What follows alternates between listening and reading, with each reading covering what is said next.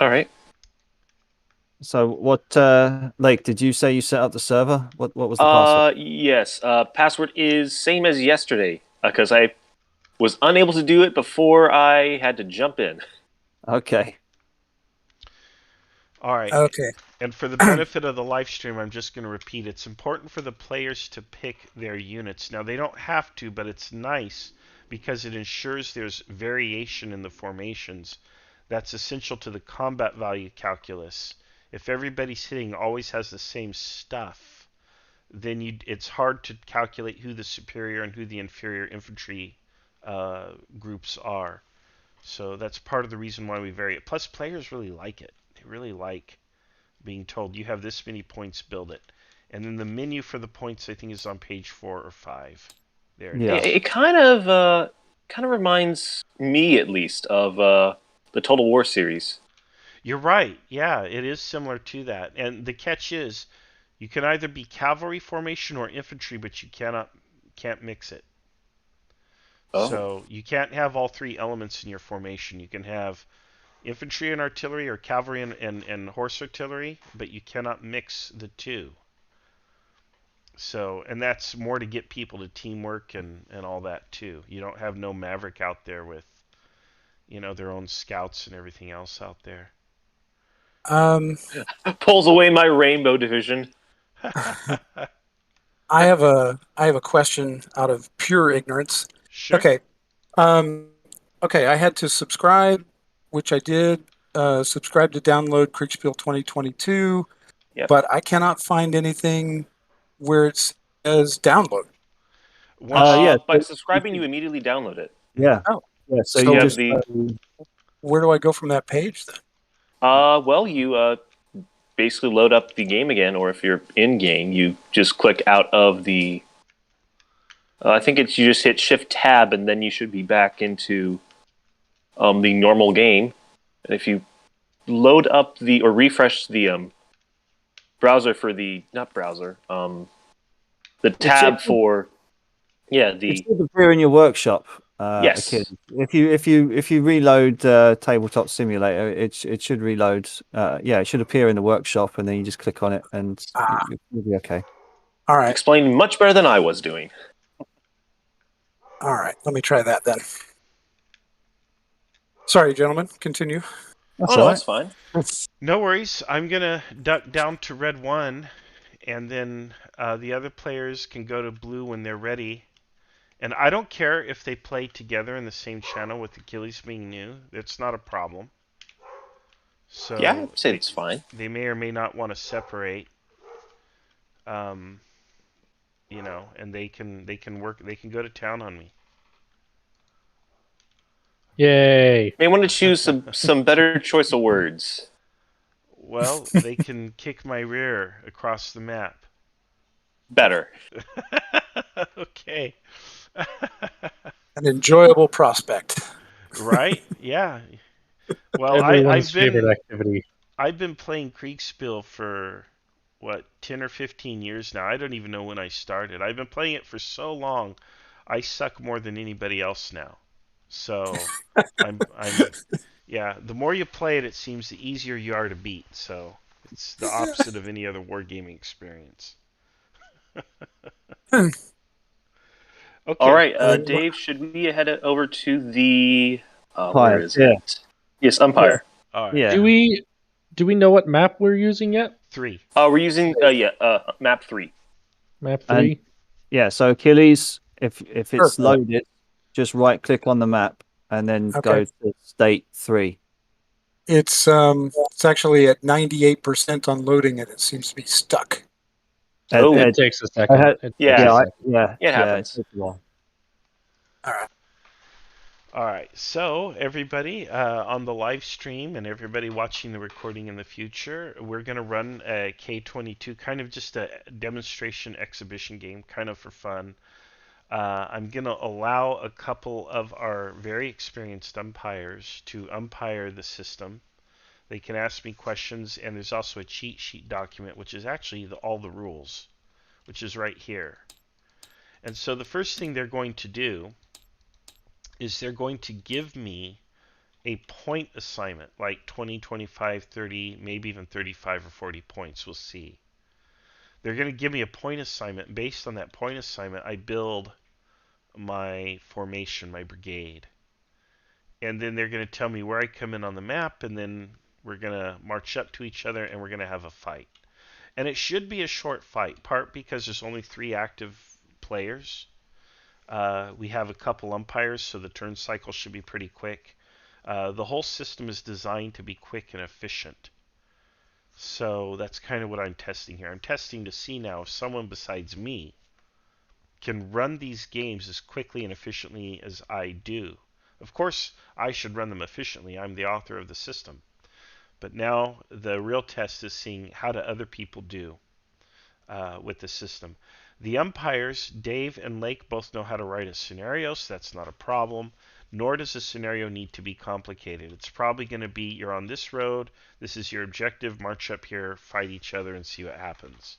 It's pretty much what it's going to be. There's not going to be anything crazy or sophisticated for an objective. The purpose of the drill is not to see who can cleverly outmaneuver the other. It's just to kind of see us fight, and it's more of a drill even for the umpires than for the players. But it should be fun. It should be fun. It should play quickly. I would be surprised if the battle lasts more than an hour. Maybe we're here for up to 2 hours. I think that would be the maximum. I don't think we'll be here for very long. So there we are.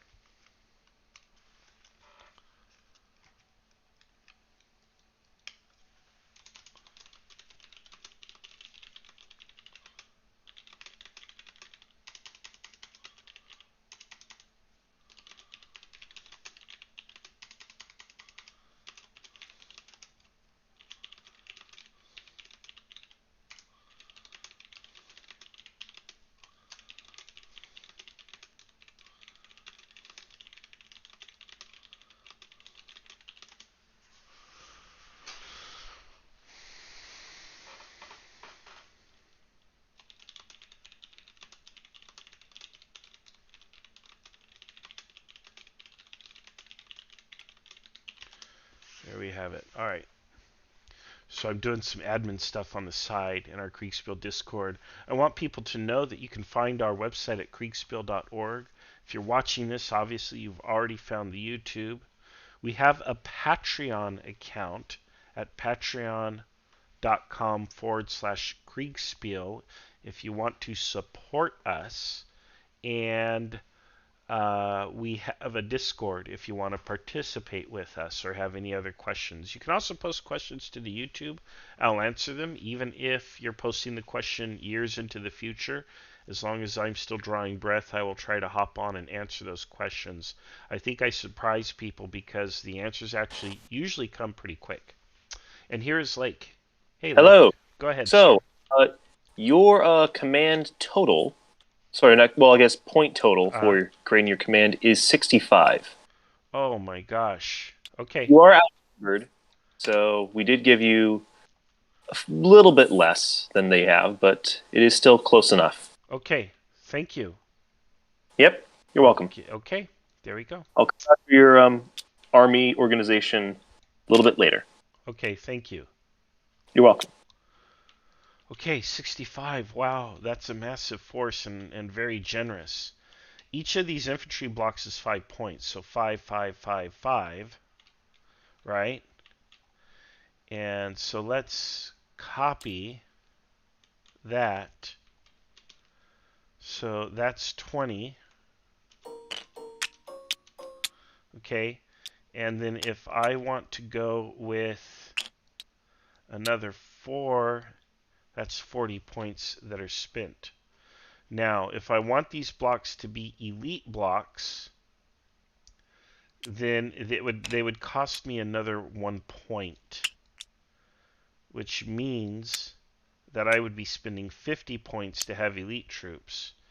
And the elite status means they have 1 more point of combat value, which means they're going to be throwing this orange die more than the white die, which is great. It has slightly better odds.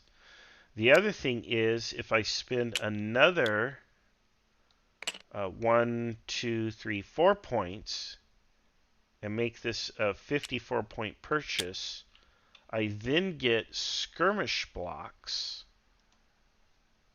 Copy. I would get 1 skirmish company in each of these battalions. This is 4 battalions. So now that's 54 points spent. All right, that's 54 that I've spent there. Now I have 65, which means I still have 11 points. I need some guns. 12 pounders give me a +1 when firing. 6 pounders give me a well, that's +1 against infantry and cavalry, but 6 pounders give me a +1 on counter battery. So if I were to do one of each, let me check the point value on those. How much do I charge for artillery? 12 pounders are 6. That's 11 points.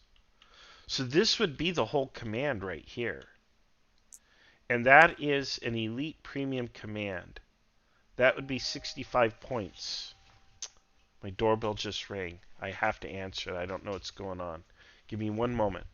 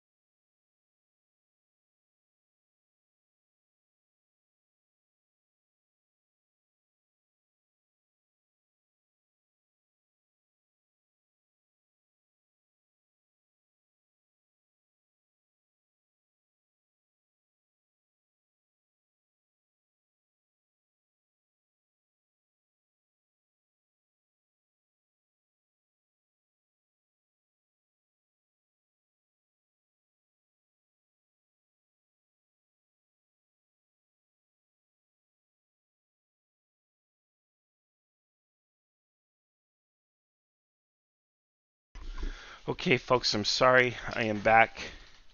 I have guys doing some work in the backyard and they needed access. So, Richard asks, what are we doing tonight? This is kind of a showcase of the K22 system and how it works. So, what I've done is, let's see.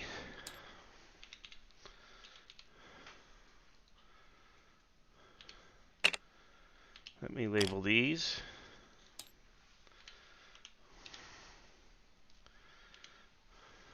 Okay. And my problem with elite infantry, and so one of the problems that I have with making this choice is I don't have extra troops to spare.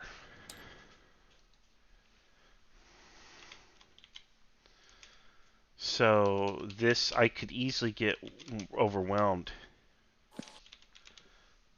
Hey, so we're having a bit of technical difficulties. Remember that issue with Damon's pieces that I was talking about before the stream? Yep. Well, it is continuing on. It appears to be something wrong with on my end of things because the script is not working. Were you able to save your own copy of the pieces and? Yeah, even with those copies, they didn't work. Oh wow! I wonder if there's something in your script that it's not reading the script for you right. Yeah, it's probably on my end. I don't know what it could be, and that really sucks. Okay, what I would suggest is use different blocks. What is it that you're unable to do on the blocks? Is you just unable to label literally them? anything. Literally anything. Can you move them on them? Yeah, I can move them. I can obviously move them. It's not the special script he made. I could still label them the old way, but yeah, that doesn't look cool. I understand, but I would go ahead and do that. That way you're still in the game and you're still functional. Even if you Oh, use yeah. different pieces, there's no rule that you have to use the exact same pieces I do, and vice versa. You know. I guess that's So true. as long as you can make it work. Okay. I've Well, so far, David's loading up the module, and we're going to use him as the server host. So just letting you know, there's going to be a little bit of a delay for That's right now. fine. I do have my OB decided on, Okay. and We'll come back to you in just a minute then. okay, perfect. All right.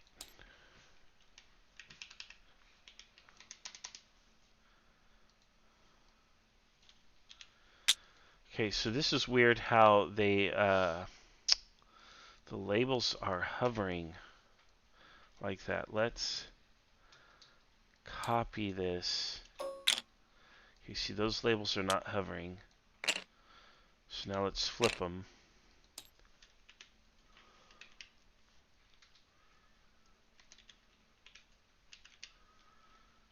And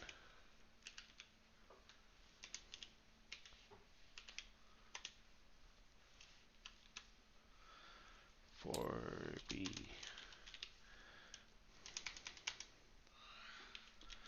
Okay, and I'm writing this on here more for the benefit of myself and the umpires. Wow, that went poorly there. Let's see here.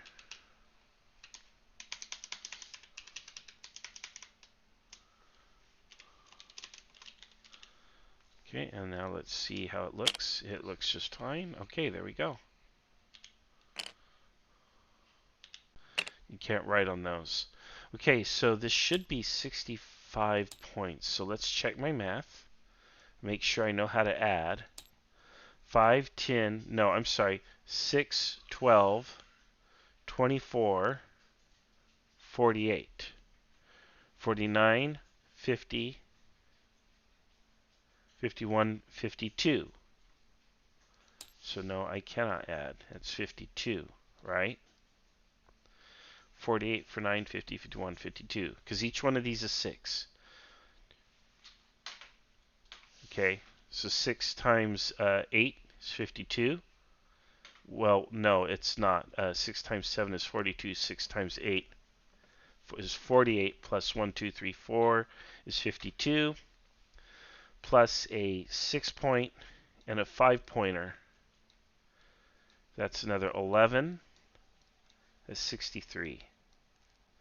So although I did not spend 65 points, I lose the difference. I don't get anything else. I lose the difference. Okay? So what I have is I have a force of infantry that's going to have to stay concentrated. And I'm going to pick myself a... I'm going to give myself a division commander block because I have, basically 2 brigades here plus artillery. Okay, and let's flip it over. And let's put...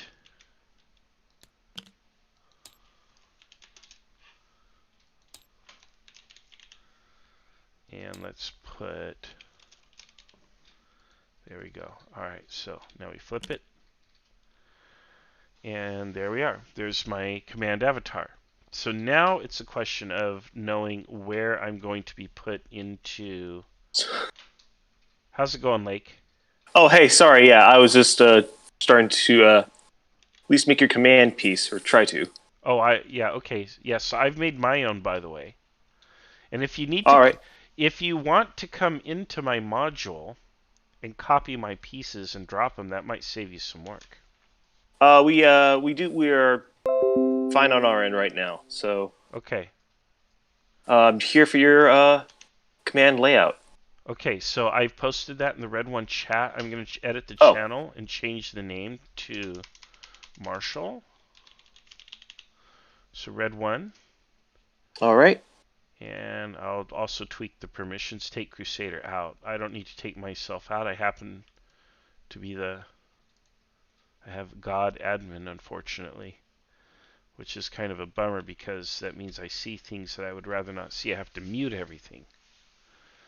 All right. I will. Thank you. I will be using that now, and we'll Okay. come back when the game starts. All right, and so you know, all the blocks are elite, so all of them are 6 points, plus 1 for a skirmish company in each battalion. All right. So that means I have higher combat value, and then the skirmish block gives me a +1 modifier to die rolls. Of course, if the enemy has the same, it just cancels out. Okay. Gotcha. All right, thanks. Yep. You're welcome. Okay, so I'm going to roll with a smaller formation of tougher troops, all elite troops. Cream of the crop, the guard, if you will. But what happens? Get a scout. I won't need a scout. You're correct, though. I need scouts. I won't need it this time because of the nature of the scenario. Again, as kind of an exhibition. I'm just going to march up and we're going to just kind of march up and fight each other. But you're correct. If the scenario were any more sophisticated than this, it would be critical for me to have cavalry scouts. And that would probably be the form of hussars or even dragoons, which we have here. So I could even use lancers or cuirassiers, although those are expensive. But I would say a hussar or a dragoon, which are 5 points, and just drop them in, and yeah, then those would be my eyes. But in this particular circumstance, we're probably just going to come in like on a road like here, and we're going to have to fight over an arbitrary objective, somewhere. So this is one time I can get away with not having scouts, but that's not normally the case. So you're absolutely correct. All right.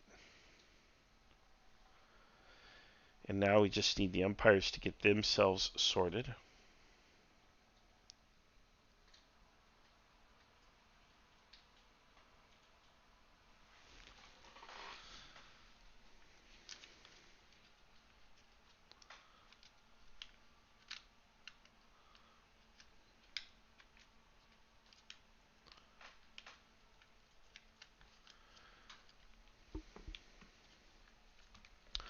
All right, and again, a hello to anyone who is watching the live stream.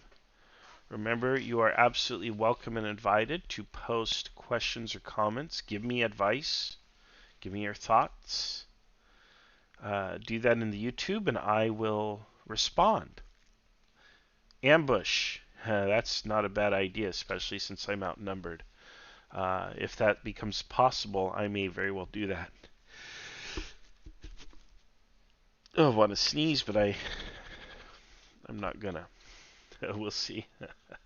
Don't want to sneeze on camera in front of everyone. Let's see here. But you're right. If there is an ambush situation, maybe I'll set it up.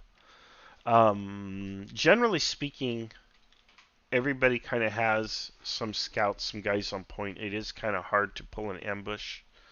But if you can kind of do a double envelopment or outflank someone, that is doable.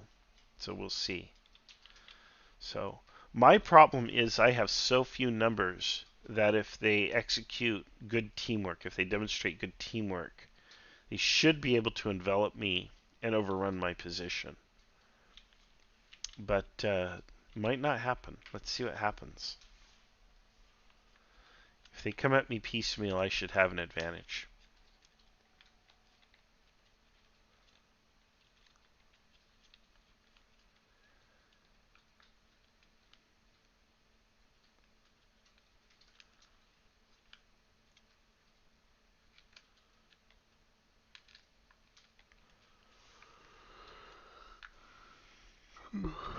Little yawn there.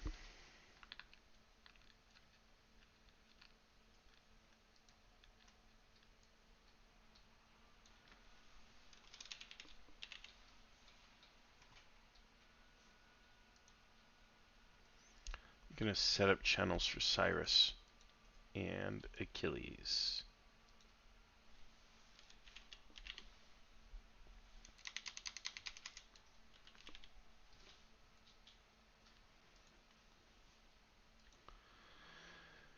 Okay.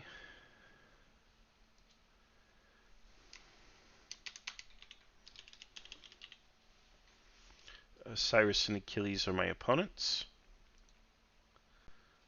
Missions, let's see here. Okay, and add. There we go. Done. Alright, so they have their channel set up too, so hopefully now they will use those text channels. Yeah, let them find me where I set up an ambush. Right? You'll know where I'm at when I choose to show myself. When we open fire, you'll know where I'm at. That's great. So, yeah, let's see. A lot of open ground here. It's kind of why we chose this map. This map is ideal for these type of battles, for these small skirmishes. You have some interesting terrain. You have a water feature. You have some hills that are quite strategic. You have some woods. You have some villages and towns here and there. You have a decent road network. You have some bridges. So it makes for really interesting scenarios. This is probably my favorite portion of the Mets map, is this particular map. Of course, if you want to do big, huge battles, it's too small. Although you absolutely could. You could fit a huge battle on here. Could do it. But, yeah, this is ideal for these small meeting engagement skirmishes. Alright, we're standing by for the umpires to get sorted. It may not be the umpires who need to get sorted. It could be the players as well. We have one new player. His name is Achilles. Achilles has watched a lot of these live streams, been a very active participant in our YouTube, and now he is here to play. So I hope he has a good time. I'm not going to go easy on him, though. If he beats me fair and square. So we'll see what happens. I tell you, I haven't won a Kriegspiel game in a while.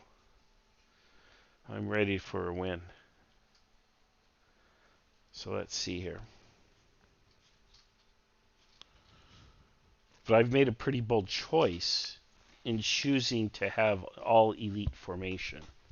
So in a man-to-man fight, I'm going to have every possible advantage, but they might have a lot more men than I do, in which case I could be in some serious trouble.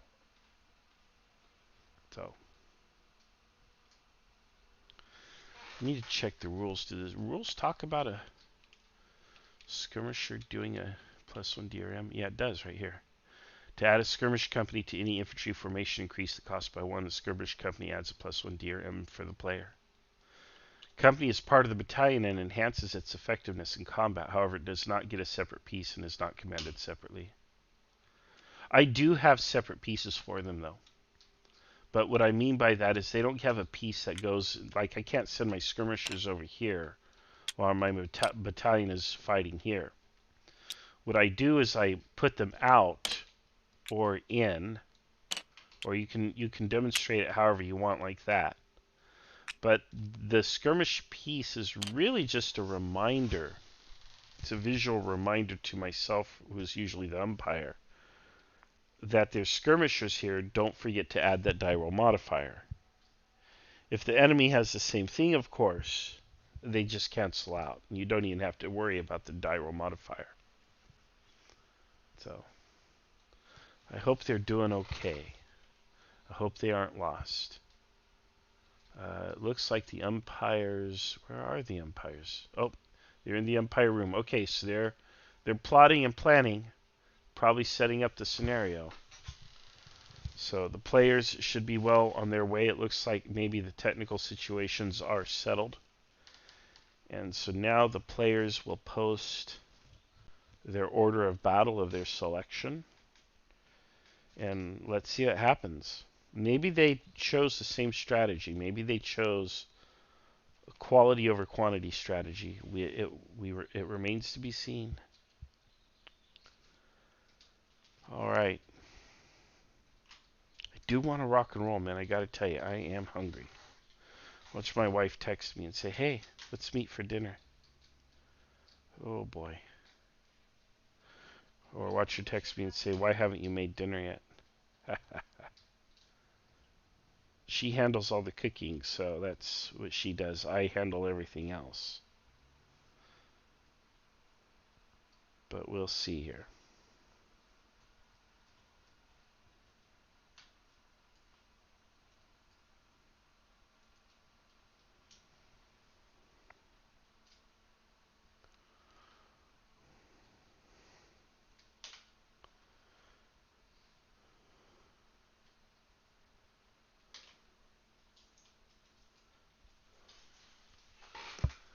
Let's take a look here. There's stuff to read in the Discord chat while we wait.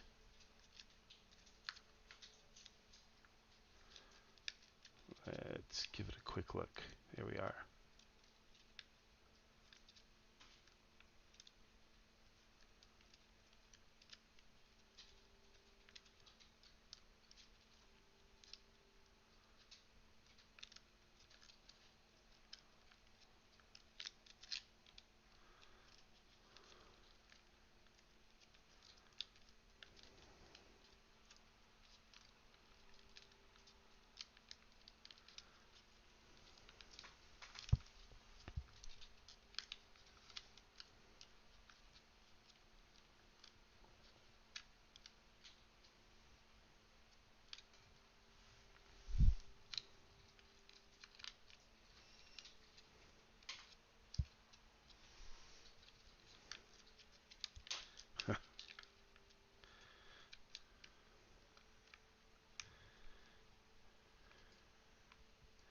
All right.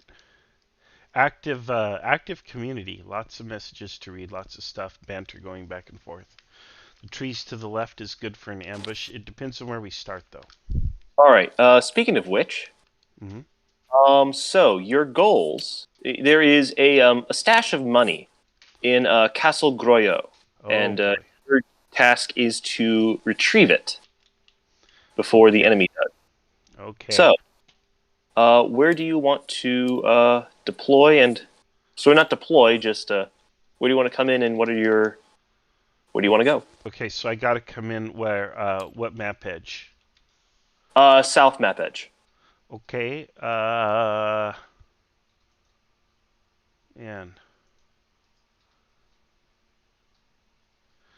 I guess I come in at Verzon. Verzon. All right. Okay, I'll come in there. What's the order of march? Myself, 6-pound guns. Let's see here. So myself, 6-pounders. Mm-hmm. Then first 2 battalions of infantry, 12-pounders, last 2 battalions of infantry. All right. And any way you want the infantry coming in? No, they're just in road column. Just in road column and. Yeah. Okay, so no special orientation for them. Gotcha. Yeah, road column. And we're going to take the most direct route to Castle Goriot. Most direct route. Okay. Yep. Well, I mean, follow the road. Oh yeah, obviously. Yeah. Okay. So that, to me, that means through Fay, and then we kind of head right to Castle Goriot. We're gonna get that money, get paid. Yes. All You are wearing red coats, and they do have a bad habit of not getting paid. right. Fair enough. That's right. The Senate controls the purse. So, Oh, I was talking about the British, but all right. well, that too. Yeah, they need to get paid and fed. But all right, All right. Thank you. you got it. Okay, so we have our orders. I'll post these in my chat just to be explicit. Let's see here. Let me go to my channel on Discord and post my little route of march. Boom. Okay, so I can't hang back. I have to go to Castle Goyo. Although I don't have to go there with all my forces, I can. Whatever. However, because the enemy likely is doing the same thing. Man. And it's gonna be kind of like some kind of capture the flag thing, right? Whoever gets there first. And let me tell you, I'm not getting there first. I think it's, well, I don't know. I might. It's kind of in the middle, right? You see, here's the middle line right here. But if he has cavalry, he's definitely getting there first. So we'll see what happens. Oh, the dogs are going crazy. They see the workers. Check on that real quick, and I'll be right back.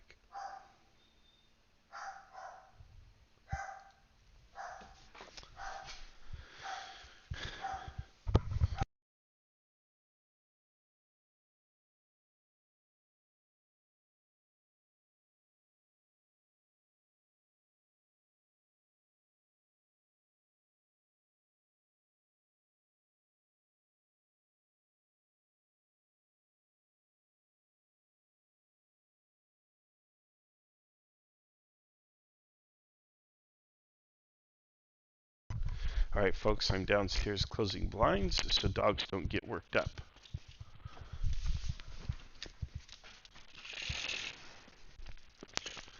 All right, come on, Argos.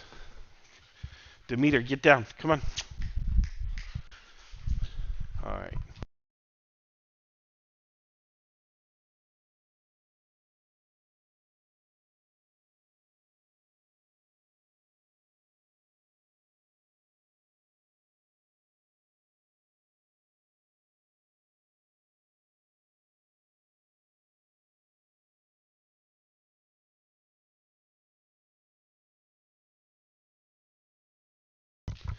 Okay.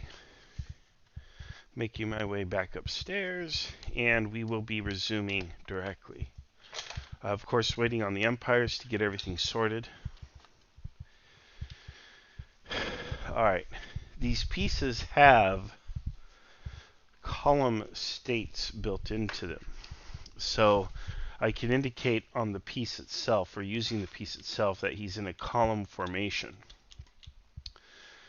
Show that to you real quick. So column, column, column, column, and limbered. Okay. See that? That tells us that they're marching. But that is not necessarily required. So we'll just leave it like this, not really bother. We don't need to do all the extra homework.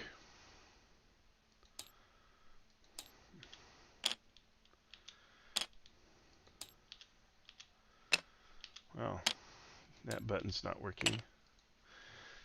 Oh, it was working. Limber, I need to hit unlimber. It worked fine. Okay. All right, I'm wrong. It's the operator that's wrong.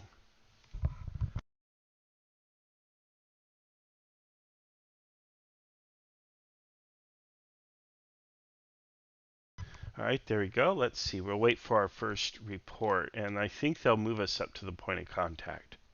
There's no sense in having us march all that way.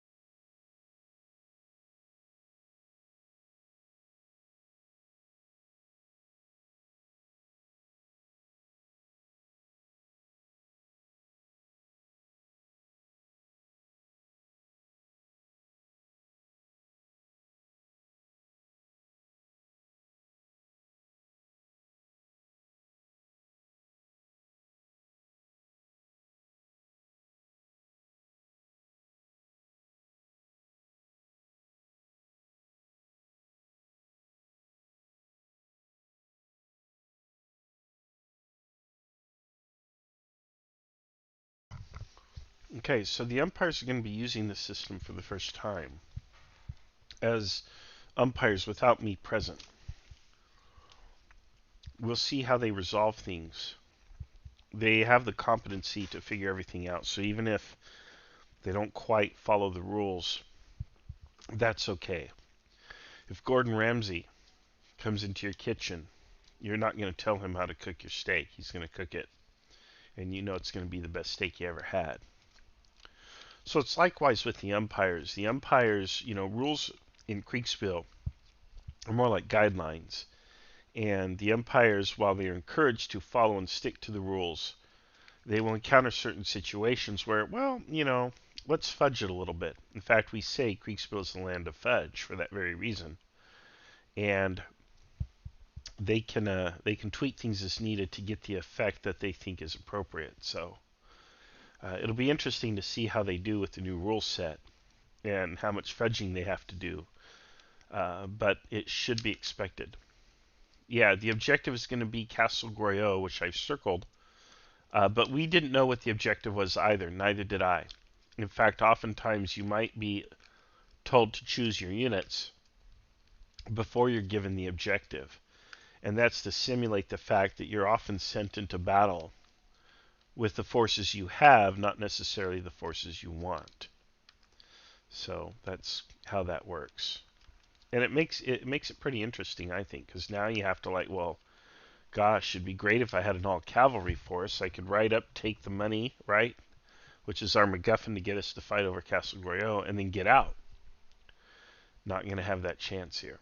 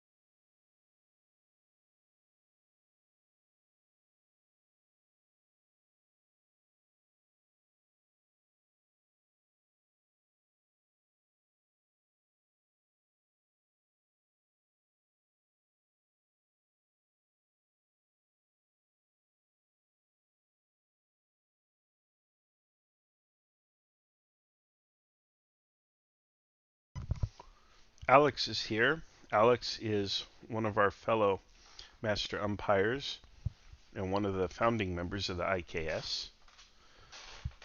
Oh, Hey Alex, how's it going? fine. I have I would have myself helped. muted I'm sorry. because I'm eating a snack. I'm starving. I would have helped out on this, but I'm committed to do a successors game, and I don't know when. A couple hours. So. Are you playing it on tabletop? Yep. I ordered that on Kickstarter. Did you? I have a physical copy of that game. No, but one of the other people playing it, like one of the guy running it, has it. In my mind, when you play board games online, if one person has it, that should be enough. Oh yeah, of course. No, I Because agree. in real life, when you go to play a board game, you don't have everyone bring a copy. One guy has a copy. Oh, Play I that. do. I do, Alex. No, I'm kidding. Yeah. It's No. like, you want to play cards? Yeah. You bring a deck of cards? Yep. I did. You got Andy. Yeah. So I'm letting Dave and Lake umpire while I play just to see how smoothly it goes. So here's my first report. Go ahead, Lake. All right, so the time is 07:15. You have just passed through the town of Fay, and you are currently on the march. You do see some dust clouds to your northeast, but they seem probably a couple miles off at this point. Okay. So there I am. Okay.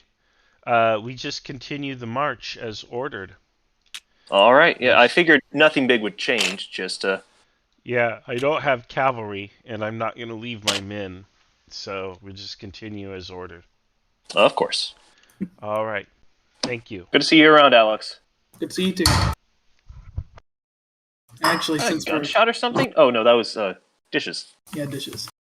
Since we're on this map, and since the fighting hasn't started yet, I'll tell a war story about this one. Outstanding.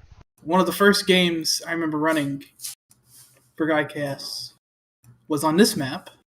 It was a Civil War slanted scenario. And Marshall's force started down here. Ish, if I remember correctly. And I don't remember what... It was one of these things I do sometimes when I run a game where both sides have basically unrelated objectives, but they cross into each other when they're moving. So the idea was that when both sides saw each other, they would react to it, and usually players will either abandon objectives or, move to hit the enemy force. So whatever Marshall's objective was, he had recognized that there's this hilltop up here, and that's too small. That's too small. Pen. Beef that up a bit.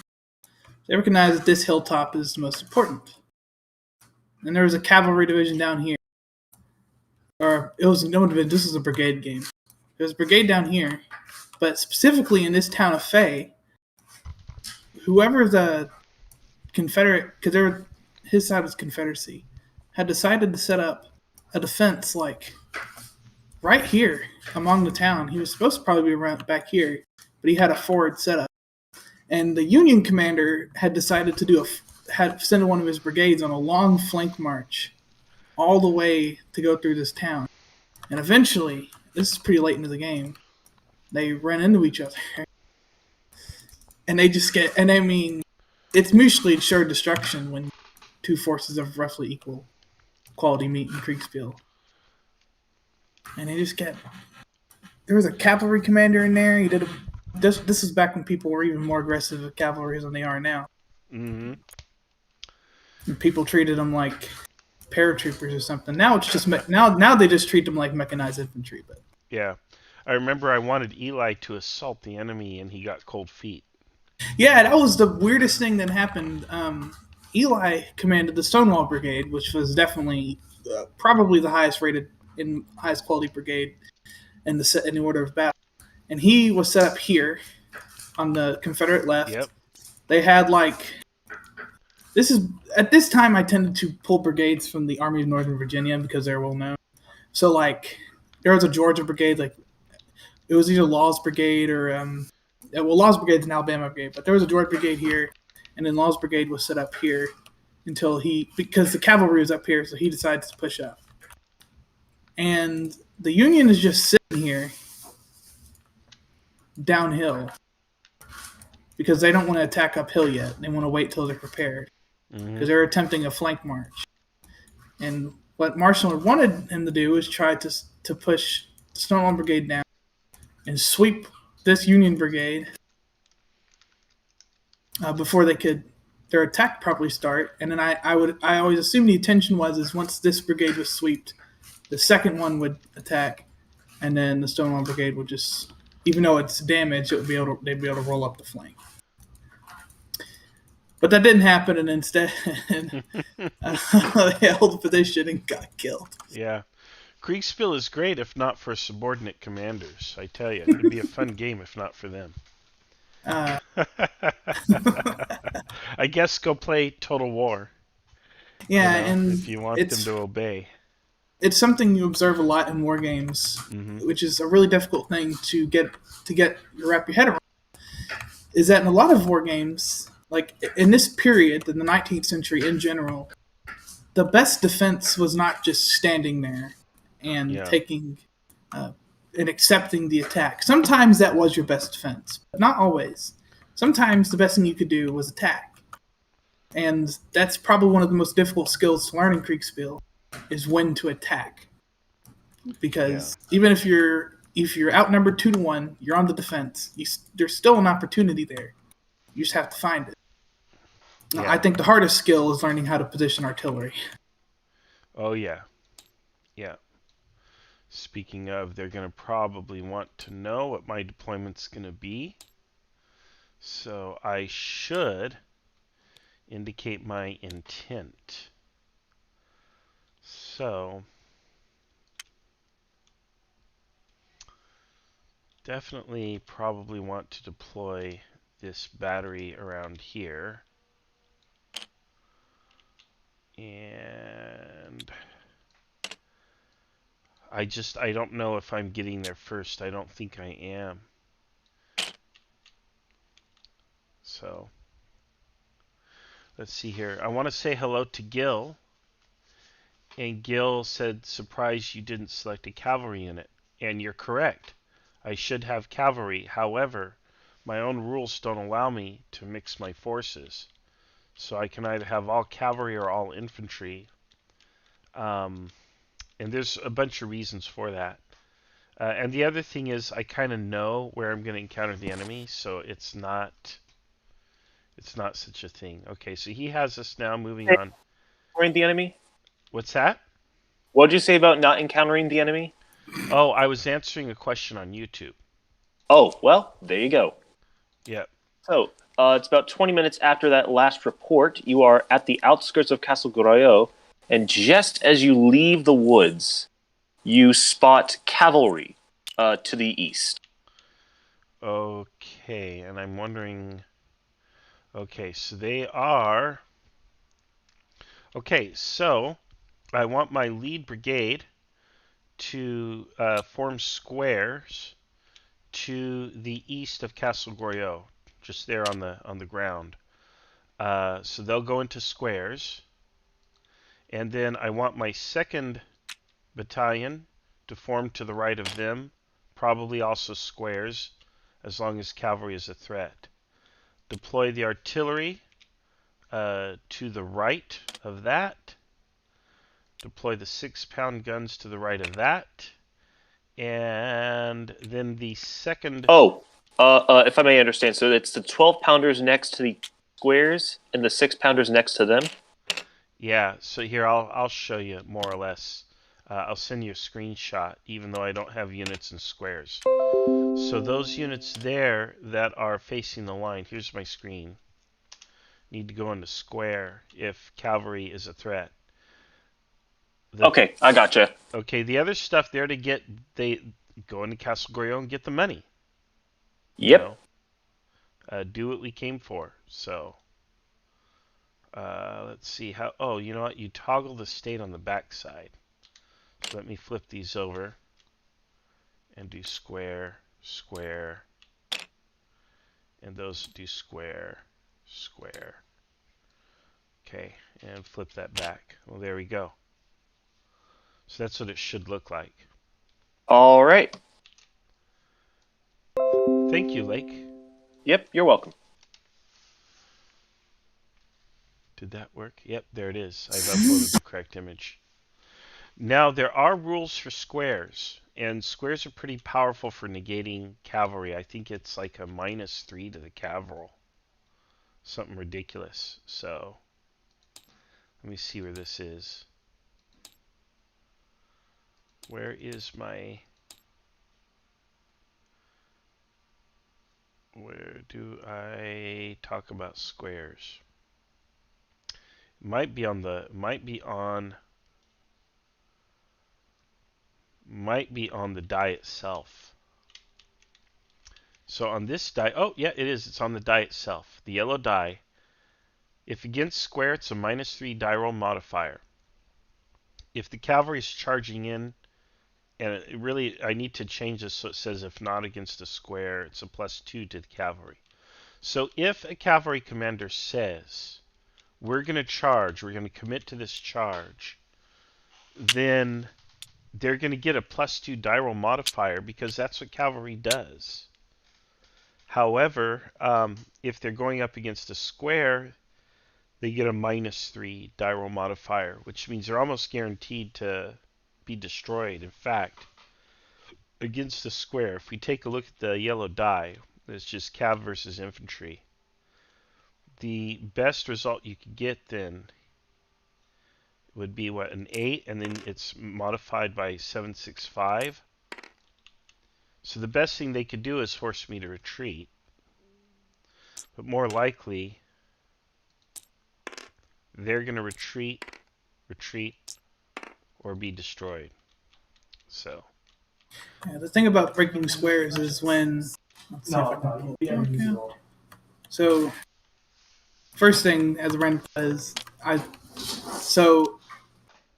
in the there's like a classical way to show every formation without having the buttons. Mm-hmm. So, for example, the way you show square is technically like this. Yep. What's always weird about this is that's how you show assault column, which is why I usually prefer to do something like this. Oh, and then you put the other one on top, like that. Yeah, kind of. So with this, right, with this full battalion, dang it, stupid TTS. You can have them like this. They have the square denotation on there, and they literally look like a square, which is nice because when you have them like in line, it kind of has the idea that it's two separate squares, but realistically, the entire battalion is going to form one square because Napoleonic Wars, the whole battalion, the half battalion thing is pretty much like a strength thing, basically. Yes. They don't split up ever. Yes. Now, if it's an American Civil War game, it's different. American Civil War, if you have two blocks that make up a regiment, because it's a huge regiment, it's not unheard of for it to break up. It's still a little weird. And so, but when cavalry would break, I've been doing a bunch of research on this kind of stuff to more accurately build rules.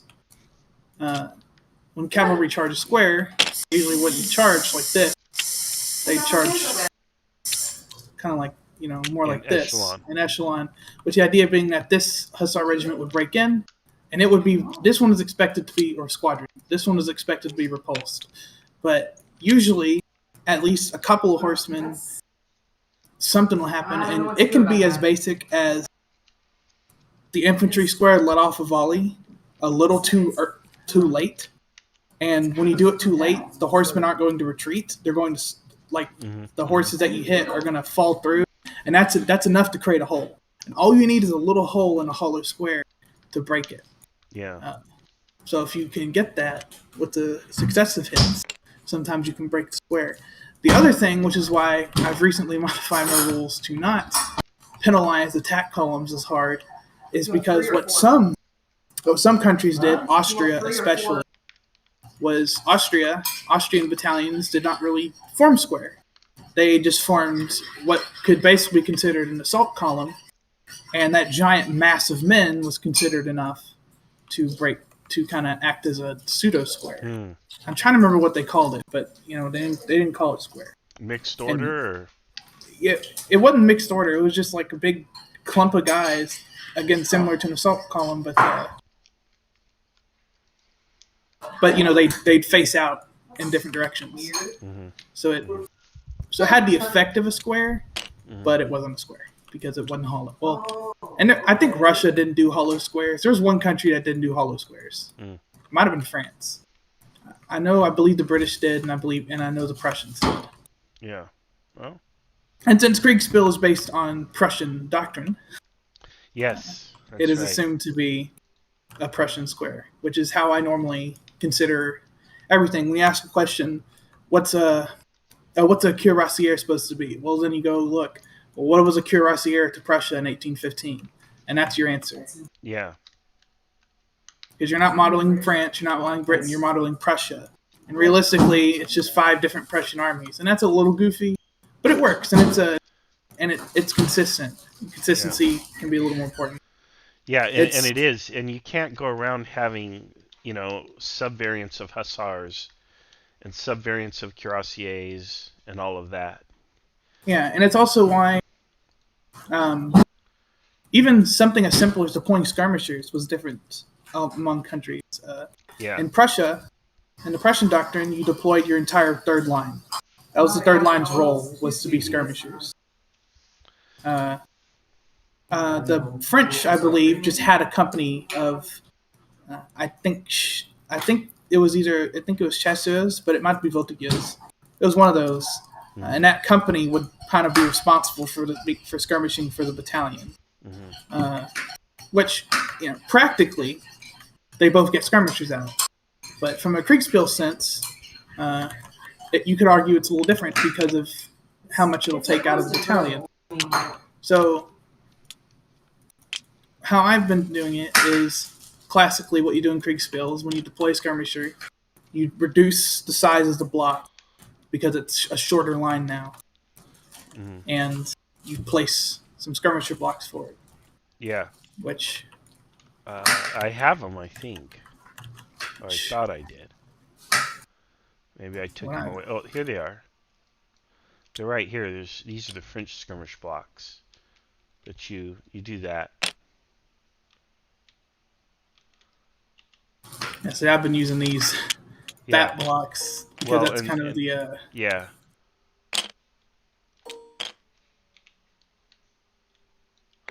But anything, and I've even just drawn on the map, and when I have games where I play face-to-face, I just draw on the plastic or the plexiglass that's laid over the map.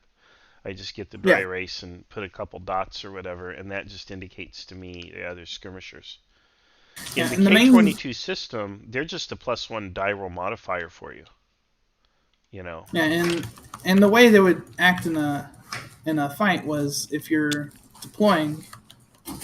You gotta be kidding me! I think I pressed. Whatever. We can just do this. It's fine. When you're deploying, this will be in Kriegspiel turns. This will be about 8 of these little blocks. You'd have this. You have your opposing. You have your enemy battalion. You have this. And the skirmishers shoot at you a little bit. They do very light damage because skirmishers can't put out much damage, but also since they're spread out, they're not going to take much. And then as they climb forward, they're going to return back to their parent formations. And then the parent formations close and fire actual volleys. Yeah, and then exactly. And then they close and they fire volleys. So I've modeled that with how I've been playing recently, mostly because sometimes it's for 2 reasons. One is I've been playing 10-minute turns, and I've found that basically modeling how, because you have to slow down when you're pressing skirmishers like that. Yes, that slows your roll. Yeah, that's actually just enough time to kind of fit in the fact that it's a 10-minute turn and things go kind of quick. Yeah, quick-ish, and then they'll close and they'll volley. And also because it's useful for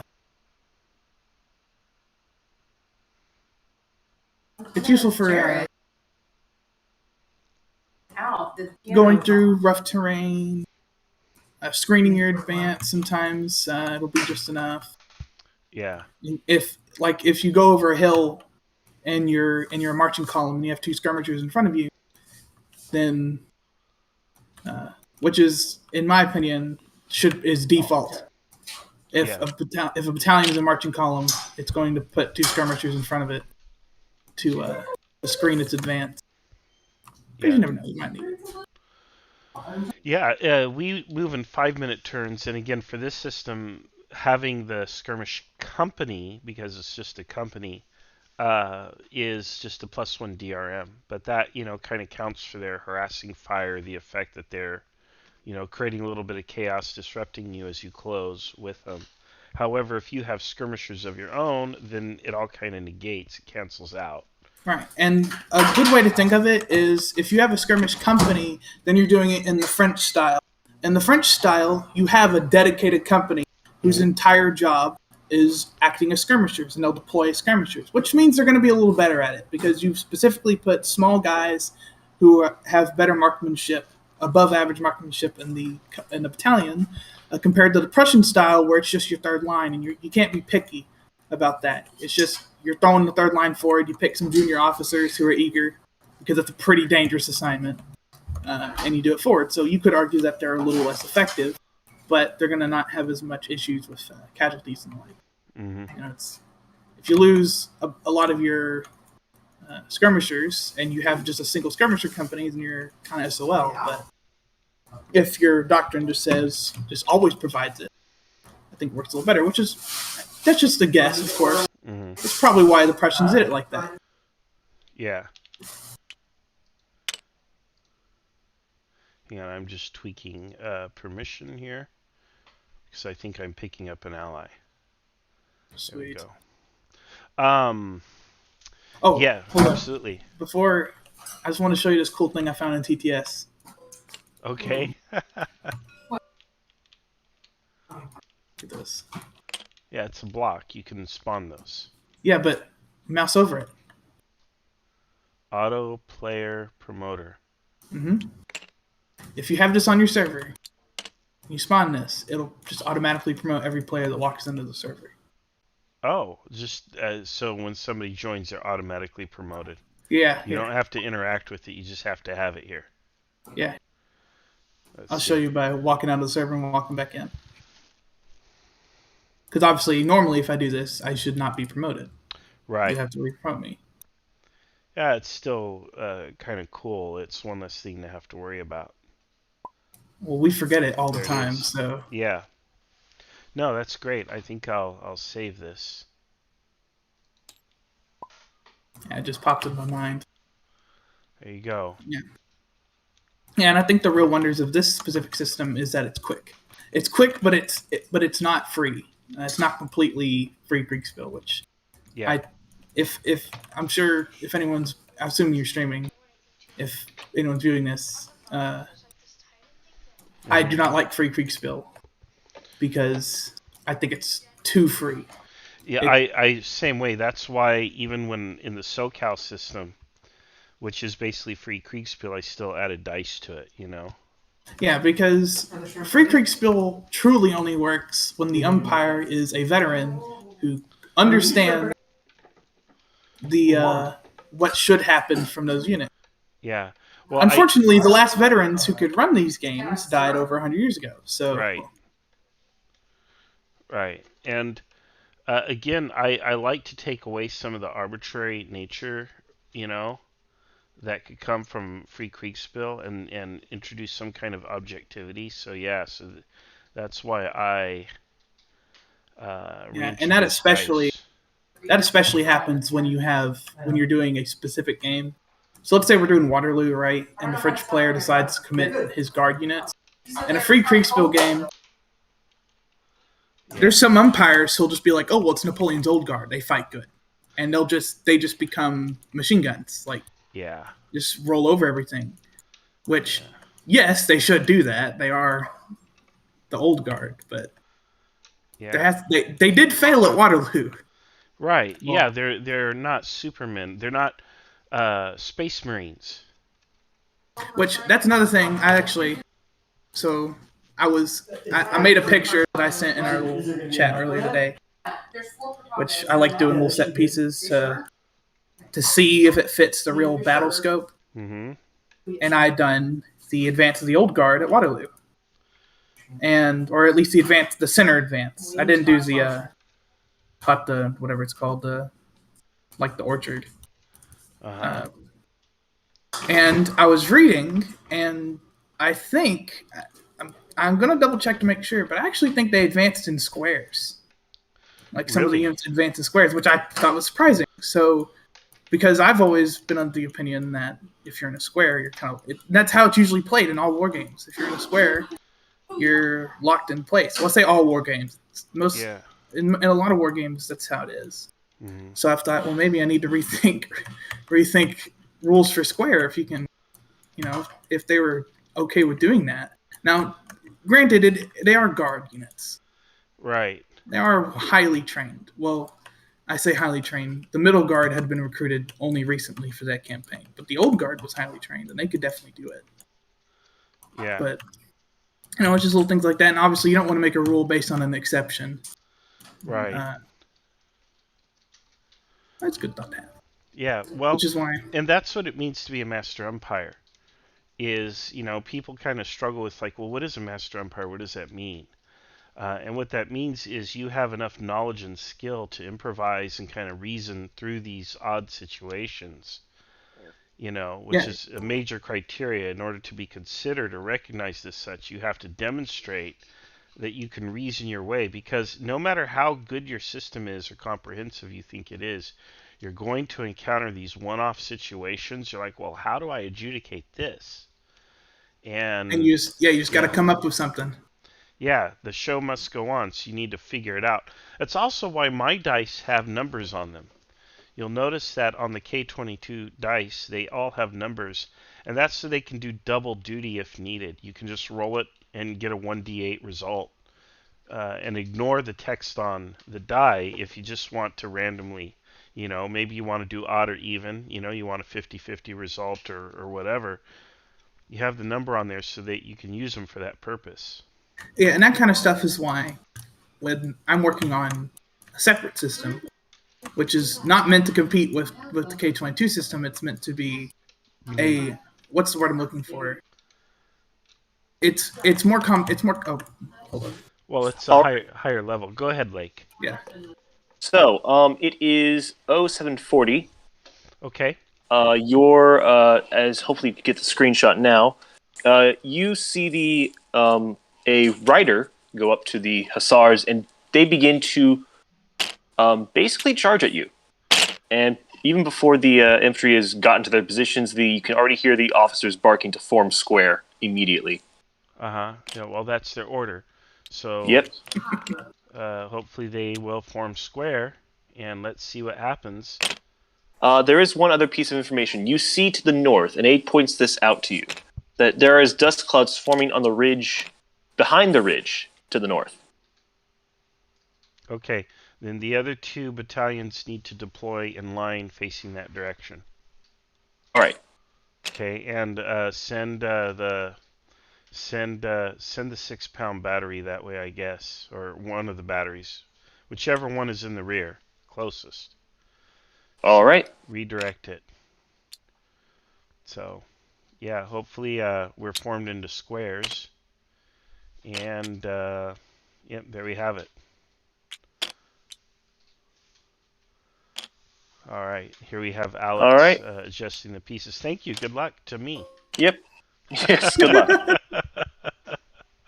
Yeah, just think of me as the aide-de-camp. Richard asks if there is a rule book or a guide for the game. In the module, I have my rules here, what I call the cheat sheet, but it really is the rule stock, and it's here. So Richard, if you have Tabletop Simulator, look for Kriegspiel 2022 in the workshop, Tabletop Simulator workshop, and the document is inside the module on the table. And this is a work in progress, so it's going to be updated a few more times before it's finished. So don't be surprised. Oh, sorry. What are the statistics of blocks in your system? What do you mean? I don't remember. Do they have ratings at all? Oh, 4, 5, or 6. I was just thinking that because... Oh, sorry. Yeah, they have combat value ratings, right? So militia's 4, regular's 5, elite is 6. I was just thinking that because... Sorry. Yeah, no, it's okay. Combat value determines if you're going to be throwing this white die, which is what I call the even money die, if you're within 2 points of the other formation, or if you're going to throw this orange die, which has a little bit better advantages. So if you have a bigger formation or a more skilled formation, you're going to throw that bigger die. Yeah, so as I've been saying before, we got our turn update. The system I'm writing is meant to be more reminiscent of playing the original Kriegspiel rules. And I've fully embraced the idea that it should be a play-by-post, mostly exclusive set, with the intention being that if you want to run a play-by-post game, and you'd like it to be, I don't want to say, no, actually I think it would be fair to say, feel more accurate than the K22 rules, that's just a trade-off. The simpler you go, well, not always, but yeah, some people like the individual battalions falling out of line thing. Yeah. Which is what you'll get in a von Reiswitz style game. Yeah. Different systems they fill different niches. So, K22 is really designed, really optimized. It's fine-tuned for, You have 2 players or 3 players on a Saturday who are going to throw this out. They've got 4 hours and they want to run a quick Kriegspiel. That's what this is actually designed to do. So the idea is to turn this into a physical set. Somebody can buy it and invite their friends over, have some snacks, and run a Kriegspiel in about 4 hours. So that's what this will do, 2 to 4 hours. Whereas other systems, are, if K22 isn't going to hold up if we have 20 players on a side like Grand Gettysburg. The turn cadence of, it's 5 minutes for a turn cycle. Too short. Yeah, too short. All of that. Now, I can adapt it upwards, but then there's an upper limit. I think if it won't work at all above brigade level, because the units are meant to kind of give way and be brittle like they were historically in the Napoleonic Wars. And the bigger the formations, the more sticky they were in combat, the more staying power they had in combat. So here where you're dealing with battalions, they could skirmish for 5 minutes, one side breaks or the other side breaks, or they both retreat, and that's quite historic. But when you're dealing with the brigades and divisions, the firefights would last between 15 minutes to maybe 45 minutes to an hour, because they're rotating units forward and replenishing, and so they have a lot more staying power. I think the longest I could find division versus division, it was something like 2 hours or something. They were able to kind of stay engaged, which I think would be rare. I think a lot of people think that like Waterloo, Austerlitz, Borodino, battles like this, these big, huge, massive Napoleonic battles that took all day, were typical, and they weren't. They were actually one-offs. They were uncommon. They were decisive. And that's why they're written about so much in the history books, because they were these uncommon events that were huge and decisive. But in reality, I think a lot of the Napoleonic combat, just like during the American Civil War, they were skirmishes. They were sideshows to the main event. As the armies... like one division happens exactly. upon another division, and they're gonna exactly. and that's part of what I'm working on with what I call a D6 Reiswitz set. Is I want to replicate the fact that an individual battalion of lower skill is brittle. Like there is still a method of expectation. If you have a battalion and it's rated guard, most of the time, it's probably not going to break. It's going to take some heavy firepower to force it off. But the basic unit line, the way I have the rules set up, is your morale rating, your quality rating can be like 1 to 5, and line is 3. And when you take a hit, you roll to see if they run away, and you have to hit your number or lower. And 3 or lower, that's only a 50% chance. So that usually means after about 2 turns ish, which is 20 minutes, they're going to start giving away. Yeah. Which is what I want. I think that's just almost, it's a little long ish, but it's the perfect amount of time. Yeah, I think so too. And again, you can fudge one way or the other, and Kriegspiel being the land of fudge. Kriegspiel isn't about mastering specific units. It's about mastering situations. Hi, Marshall. Yeah, go ahead, Dave. Just a clarification on the dice. Okay. Cavalry charging into a hastily formed square by your elites. What dice would you think they would use? That would be cavalry versus infantry, which is the yellow one. Yep. And on the number 1 face are the rules. Oh, that reminded me of what I was gonna say earlier. The rules say if against square, -3 DRM. However, if you think the square is not well formed, maybe you reduce that to a 1 or a 2. Again, umpire's discretion. Yeah, I'll reduce it to maybe a 2, because they are elites, but it is a bit of a rush. Yeah. Because those hussars coming in, you're rather quick. Yep. Perfect. No okay. worries. All right. Perfect. Yeah, that's why I'd actually asked the question about quality in the first place, because I had been thinking when they had shown me the situation with the hussars coming towards the squares, I thought to myself, if I'm the umpire of the situation, how would I decide if the square, like how quickly the squares form, if they form at all? The answer is it's going to be your roll of die, but Yeah. then I go, well, how would I determine that? And I thought, well, in my system, there's a quality rating. So I'm like, you could roll against the quality rating. And I was like, that makes sense.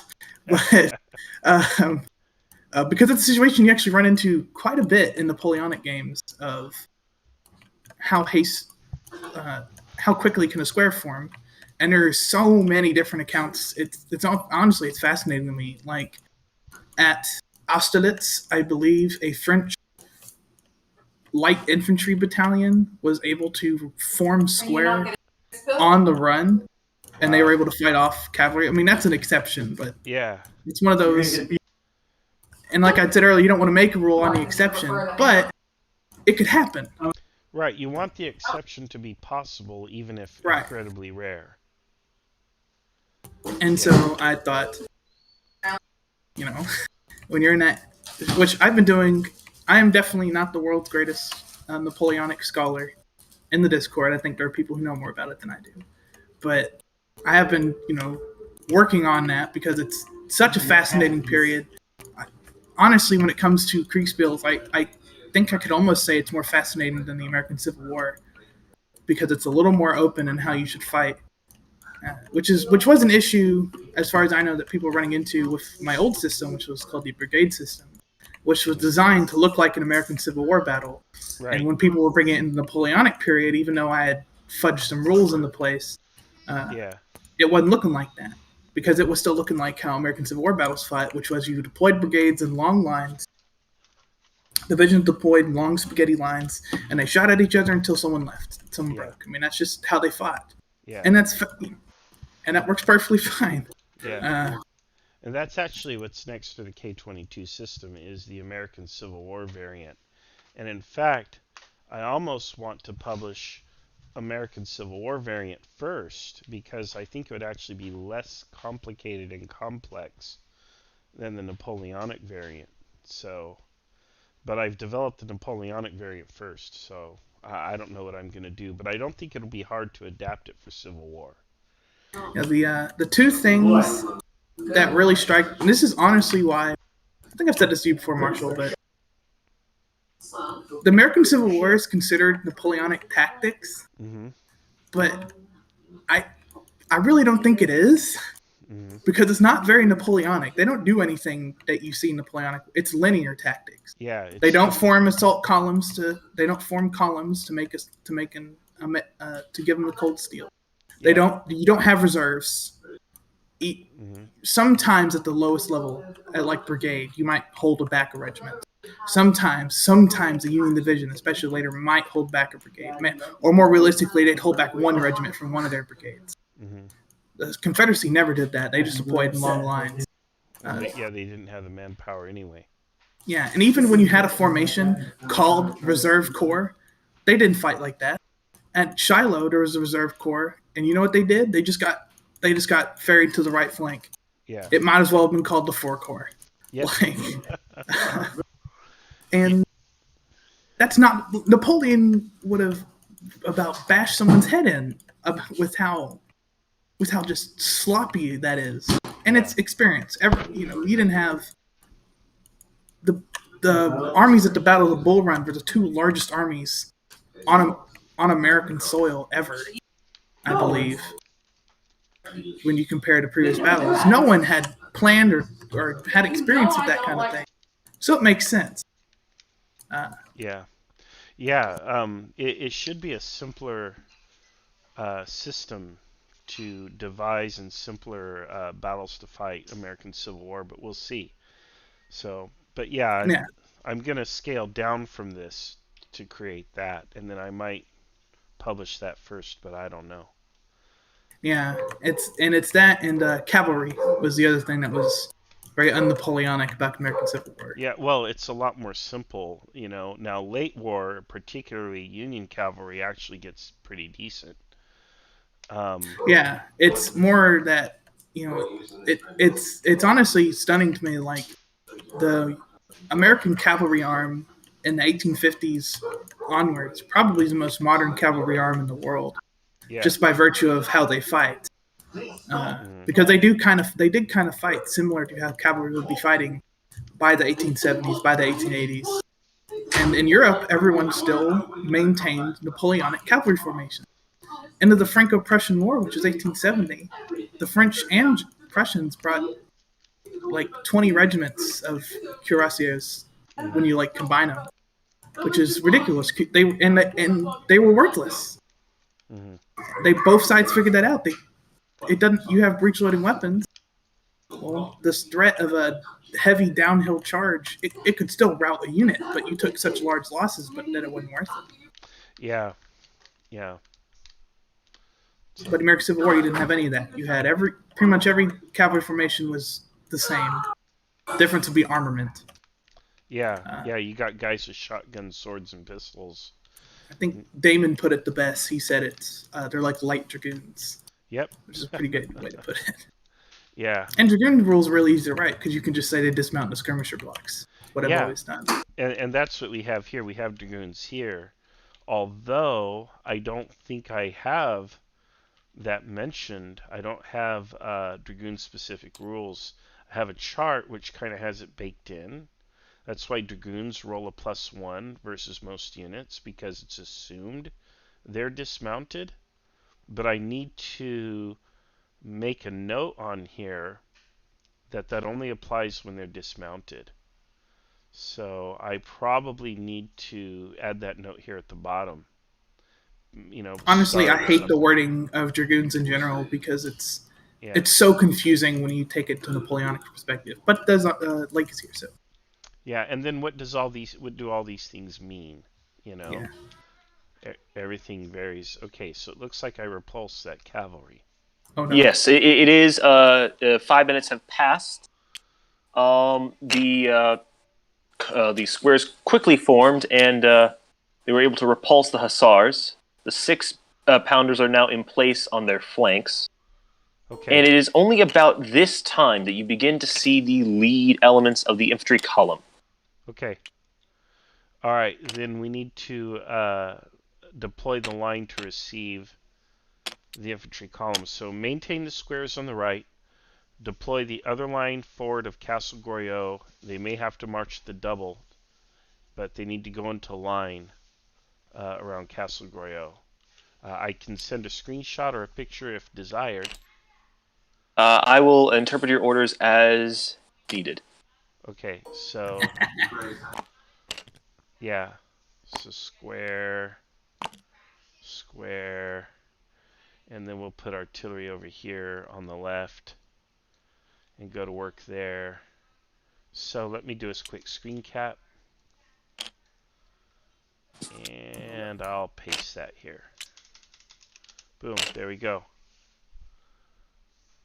Okay, more or less like that, yeah. All right, I'll try to do that. We'll see if it works. Yep, no problem. Yep, thank you. Include the floating 12-pounder. Of course. Yeah. I'm not too cool with having it on the flank. However, I don't think I think this is his cavalry on the right. Well, and I think that's actually a great place to put it anyway because it's going to be firing downhill. Yeah. It's going to be. That's another thing. Again, that's why I'd said earlier. I think the hardest skill for people to learn in Kriegspiel is how to position artillery, and the reason is if we take our handy dandy ruler, which I hate putting this thing in modules because then players start using it. Yeah. But I like it because it's a fantastic ruler otherwise. Is you will notice that if you were to place a battery here, it's barely going to get into this next town.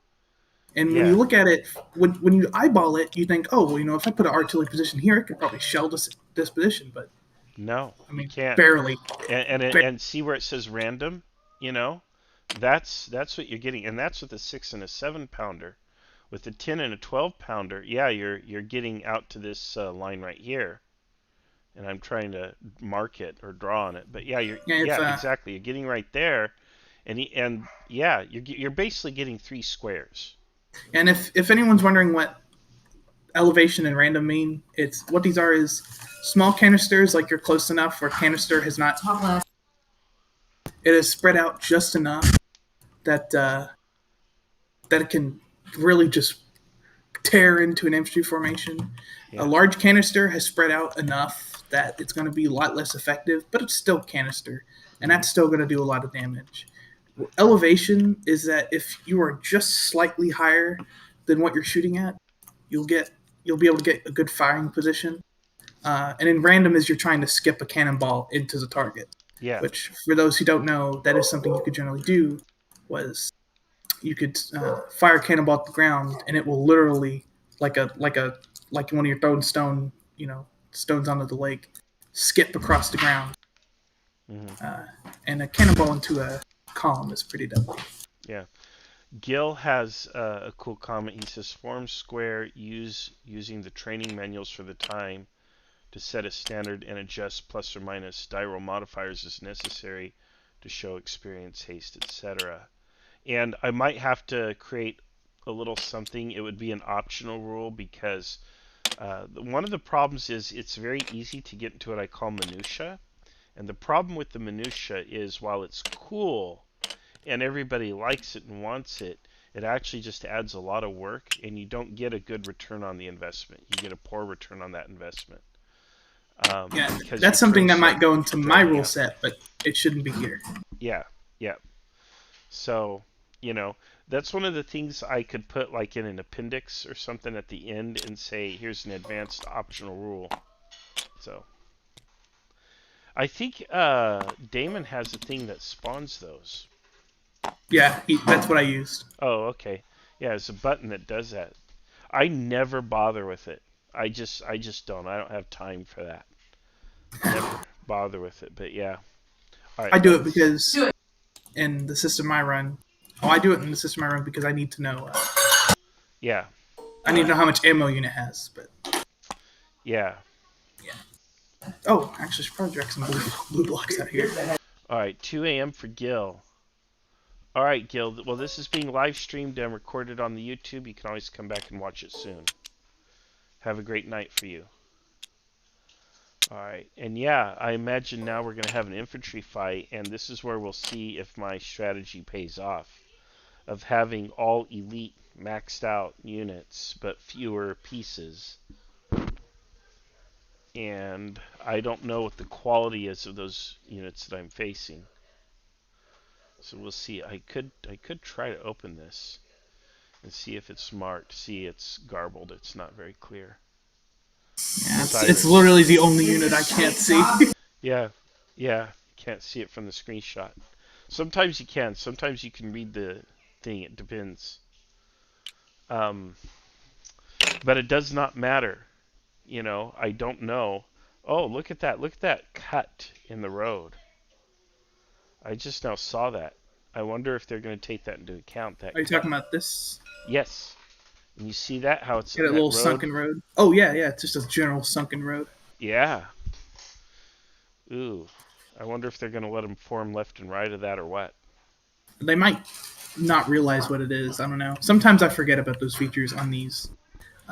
For the informed, this map was drawn in by a man named Bill Leeson. He is basically the granddaddy of modern Kriegspiel. And this is probably my favorite Kriegspiel map. There's actually 4 quadrants to it. I stitched this together for the module.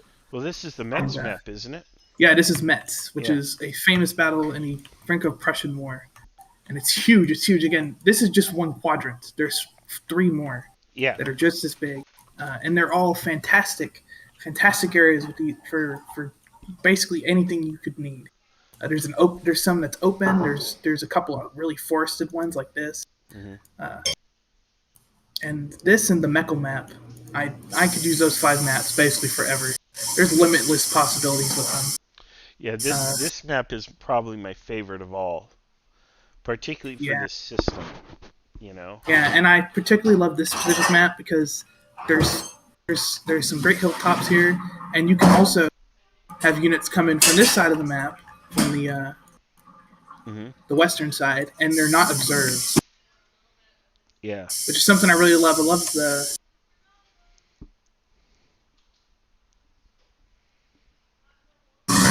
Yeah, I wonder what this looks like on Google Earth in real life today. If it's all built up, if it's some city. Yeah, I think Mets. actually that Damon has 3Dified the Mets maps somewhere. I wonder what it looks like on Google Earth. Let me see. And it's just so.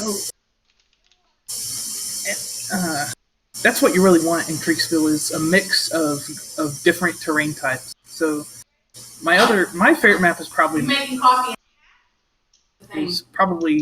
the Meckel map, which is I also call it Map 2. Okay. Because sorry, people talking about that. Let's see here. Where are those hills? See, I wanna move this. I have Google Maps up. Have you brought up? Look for the town of Fay.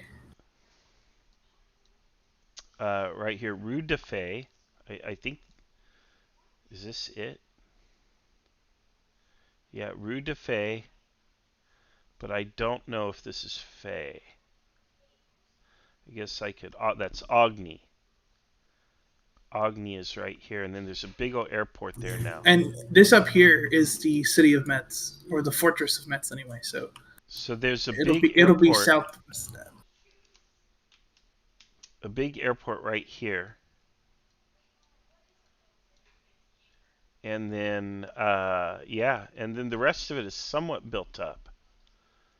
So it's largely filled in with houses and other things, but not entirely. Not entirely. There's still a lot of woods in the area and then some open fields. So that means this would probably be Fay right here. Yes, it is right there. That's great. That's kind of cool to check this out. And then where's this hilltop? Let's see the hilltop. I can't even make out the hilltops. Yeah, they've been. Like right here. Like this is tiny. And I assume those forests are gone. No, the hilltops are largely wooded. But the hills are not nearly as tall, I don't think, as we assume. Let's go down to Street View and see how tall those hills are. Oh, there's no Street View here. Oh, that's too bad. Well, anyway, still cool to check out this map in real life. And yeah, there's an airport right here now. Yeah, it's kind of neat. So, Fay's still a small town by our modern standards, but quite a bit larger. You know, it's like another thing I love to see in these kind of on these kind of maps is it's okay. So, like for example, you can find this town, Point. I'm a French town, Point L'Achetive, maybe. Oh, forget it. I'm no good with that. Good luck. And on Google Maps, it's the area of it's like so much bigger than this. I mean, this is a very small town down here. It's a village. Yeah, it's a village basically. Yeah. And now you look in Google Maps, it's still not huge. Yeah. But it's see on Wikipedia says it has population of 635, which is not many. But this right here doesn't even look like 635. This looks like 100 people. Yes. Living there. Yeah. And no, it's something. It's pretty cool to compare that. And then, you know, I look around even where I live now, and I live in a mostly rural area on the central California coast. And I wonder if all of this will be built up in 100, 200 years, and it'll be some kind of city. You know, at least all residential, for sure. Another thing I love is, so let's find it says, not. Hold on, let me see if I can find the specific. But like right here on the map, and look, I have Faye pulled up in Google Maps too now. This is a major highway now. Yeah, there's a roundabout there, I think. Yeah, like, and you notice that there's a road there now. So it kind of puts in this idea that it's possible that some of this infrastructure, at least the basis of it, you know, is over 150 years old, which Yeah. is pretty cool. I don't Like this know. this road is here. This road is definitely here, and I they don't converge know right around here. how this area was affected during the wars, World War One, World War Two, especially World War One, probably. I don't know, but it could have been torn up and rebuilt as well. Yeah, the original road itself is probably not there, but at least like the trail of what it was. Yeah, it's something. How neat is that? All right, I know I have an ally. Well, actually, it wouldn't have been affected much by World War One.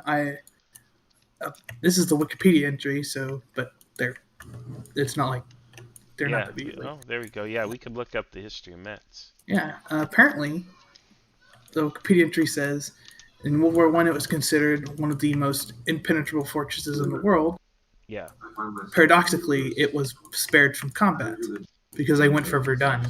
Yeah. I assume, which is interesting. Like, that's probably why some of these roads kind of match up on Google Maps because one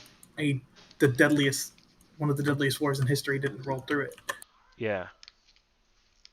That's something. Okay, and now I wanted to say, I know, folks, I have an ally because he's in the Red 2 channel, but I have not had any contact with him. So we'll see what happens if and when he shows up. If he's arriving late, he may have a long march and might not see action. But we'll see. Alright, it's taken him a while to do these updates. I don't know why. They're probably trying to figure out your mass combat. Alright. The cavalry worked the way it was supposed to. The way I expected it would work. Yeah, the real danger now is that the hussars have practically acted like a human sacrifice. And realistically, if the cuirassiers followed up their attack almost immediately, they might have a decent chance of success.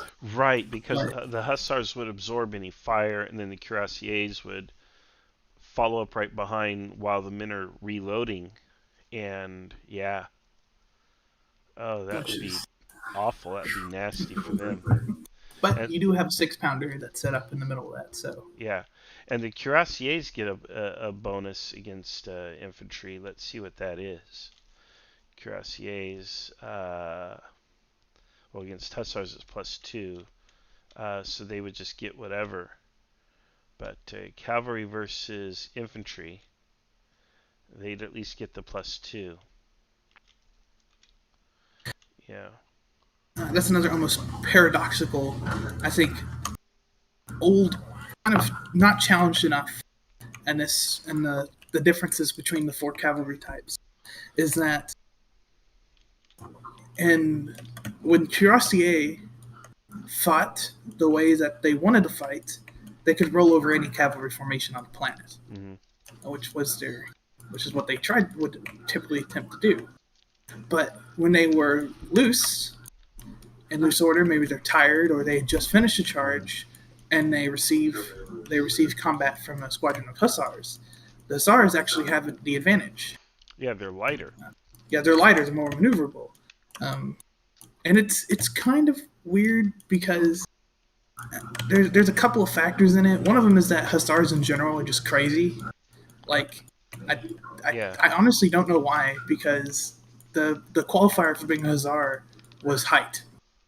You know, it's just part of being a hussar was they were crazy.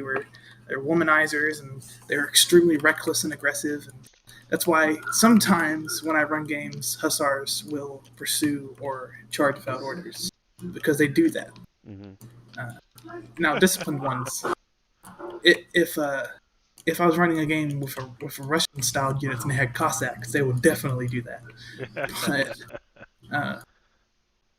But yeah, so they weren't afraid to challenge a cuirassier, but the cuirassier had straight swords, and that's like stabbing weapons, or thrusting is the correct word, the fancy term.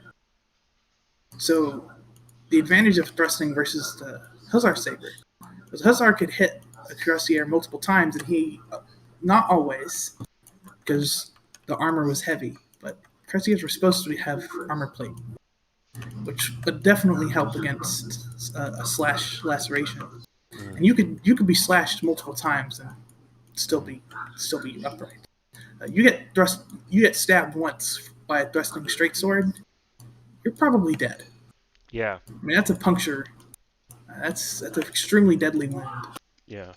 Which was kind of the balancer, but at the end of the day, Hussars had lighter, more movable cavalry, which is All right. It looks like the umpires are out giving updates. Should be getting an update momentarily. The time between turns is a little variable.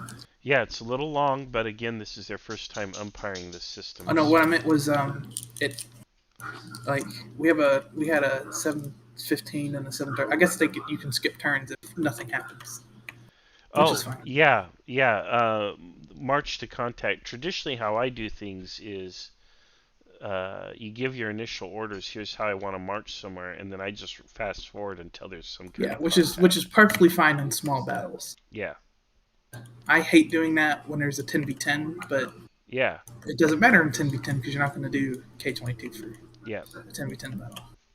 Well, and the reason I hate it, we might if we scale it up, but I have to think that through long and hard. The reason I hate March to Contact in a large scale battle with a lot of players is because the moment players make if players know that you're doing March Contact, which they generally will, and they get the update, which if you don't update everyone gets confused. Yeah. Then they know that someone has made contact. Yeah. If you're on the left flank and they make contact on the right, you can kind of infer that you've made contact, which I don't like. Yeah. Generally, though, players are pretty good about not meta gaming that, but yeah, it's the thing. Okay, let's see here. How did we do? All right, so it is 7:50. The cuirassiers that were coming up were thrown back by a whiff of canister from the 6-pounders. Nice. Unfortunately, the lines have come into contact, and it looks like your men are retreating from the walls of the castle. Okay. Cowards. Okay, but I have a second column there, right? It looks like I have. Yes, there is a second. Yes. Okay. Yeah, well, only one was engaged so far. Okay, so let the first line fall back. Let the other line go into action, and then the men that were in squares, or, well, gosh, it looks like I've got 2 battalions. I don't know which battalion it is. Let me. Looks like one of the squares broke. Yes, I should have also mentioned that. Another square, there, if you see far to the east, there is smoke coming from artillery pieces around the Prior Yeah, farm. they broke your square. Sorry, the Prail farm, not Prior. Okay. See, I don't see that they got broke because it's not marked. Well, they were not broken. They were forced out of square. Yeah, oh, okay. So I think that's the 1st battalion, right? I believe so. Yes, 1st Battalion. Okay, 1st battalion. Well, I've got 2 squares here. This is ugly because they got lancers. Oh no. Well, 1st battalion's going to have to go forward on the right, and then the squares will have to also kind of push forward if they can. They can move at least 20%. So they can they'll try to move and keep it organized. Yeah. Then on the left, I think that's 4th Battalion will have to go into line on the left, and then push those 12-pounders up. Get those 12-pounders into action unless they have a valid target.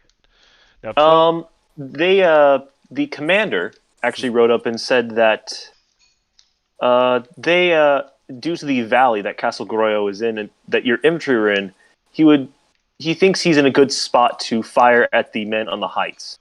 Okay. Opposite. All right, that's fine. 12-pounders have a +1 against infantry and cavalry, but they don't get a bonus on counter battery. 6-pounders don't get a bonus against infantry cavalry, but they get a +1 bonus on counter battery. Just an FYI.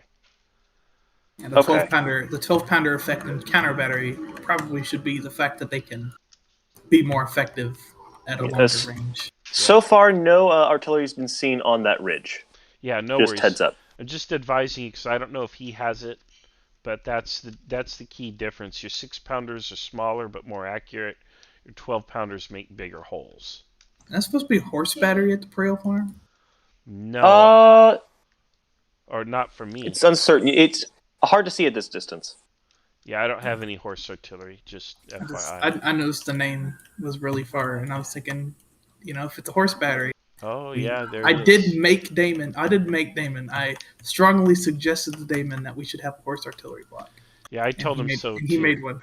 I told him so too. Okay, yeah, those are the orders. Are we good, or do I need to draw anything? Yep, we're good. Thanks. We're good. Yep, you're welcome. All right. Actually, a problem I've encountered on this map from players that I think people needs to stop being allowed is if you are, it's mostly fine from here to here, but if you have an artillery battery that's like here, and you're ordering him to fire on St. Blaise, no, that's the difference of like these are meters, so that's like 40 meters uphill, and artillery just didn't do that. They don't have. Well, what people don't realize they is can't elevate that much. Yeah, it's a two-pronged thing. I actually have a friend, or had a friend, who fired Civil War artillery like recreationally, which Really? I think Wow. is a cool thing to do, by the way. And I asked him because I got into an argument with the player because I didn't think it should be allowed. They didn't think it did. What would happen if you tried to fire a battery up that far? And he said It's gonna roll. Yeah, the carriage generally they're not gonna be able to elevate more than like 10 degrees. Yeah. First of all, but the carriage couldn't absorb that kind of shock, and it would probably break the carriage. So they just couldn't do it. They were literally incapable. Which is and then the opposite is a little bit true too. If you have a battery up here, you don't want to put this battery here to fire at this position. You actually want to put them a little bit farther downhill because they want to be a little equal. They don't. It's not like today where you always want to be uphill to fire something like artillery. You want to be a little downhill. Yep, that's right. Yeah, people don't think about that, but yeah, reading the map is a skill, and you have to have it if you want to umpire. And it helps that these kind of maps, which one reason I love them so much, they are very easy to read. Yeah. In general, especially because they actually mark the heights of hills. So, for example, St. Blaise is 300 meters up, and you have a 280, 260, 240, all the way down to 180, which is really nice. But yeah, learning to read maps is an important skill in general, and learning to be able to eyeball artillery positions, which you can always, if you're ever a player and you don't know if artillery will reach from a certain spot, just ask. There's nothing wrong with asking, because to me, it's the same as turning to the commander of your artillery battery and asking him. And he's going to know. He commands an artillery battery. He should know. Yeah. Oh, you know what? I wonder if they're rolling the artillery separately.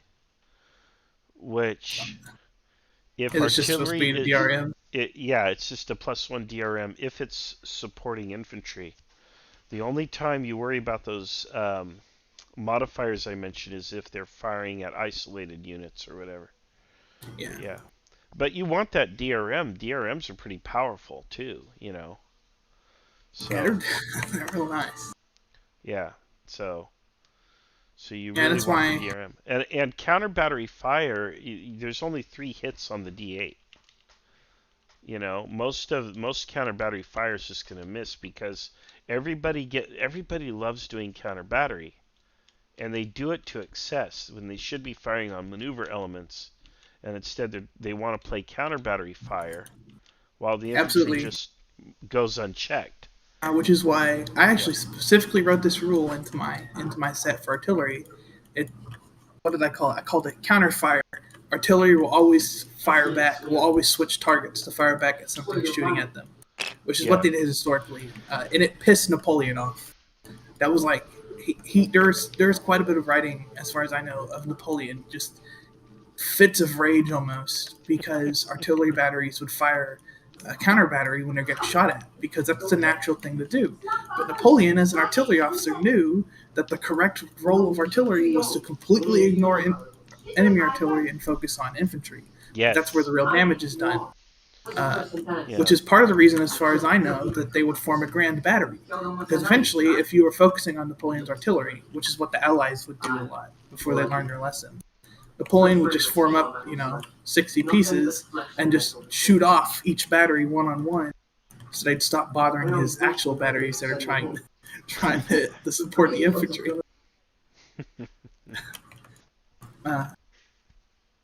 Which, to me, that is deliberately a player annoyance. Which also means that there is a strategy to that. If you know you can't affect the battle to hit infantry from a certain range, you can order counter battery. You can order to fire at the battery, and it'll probably force them to switch targets, which means they're not hitting your infantry. Which I think historically that's good. The downside is that you're burning shot, and you only have so much. Yeah. I think, and the way I have it set up on my rules right now is artillery can fire for 2 hours before they have to go back to the main train. I might lessen it a bit. Yeah. But well, in the meantime, a few months ago or so, I developed what was called 15-state system, and the idea was all the units have supply. Let me see here if I can pull up. Let's see. Yeah, 15-state blocks. Let me see here. And so what it is when these things fire, yeah, I remember they this. lose a pip. And then they go down to there. And in fact, I think I even had, I'm going to delete these. Let's see, I think I even had right here, which is the prototype to this set. I'm going to delete the dice so it doesn't confuse anybody. I'm going to delete all that. But here now... literally 15. Oh, okay. I had these set to where the number of guns actually reduce. And I can't remember, but as you take counter battery fire and you lose a gun, only 3 guns appear on the piece, then 2 guns, then 1. So all of that was indicated there, but the idea is this is here the 15 states.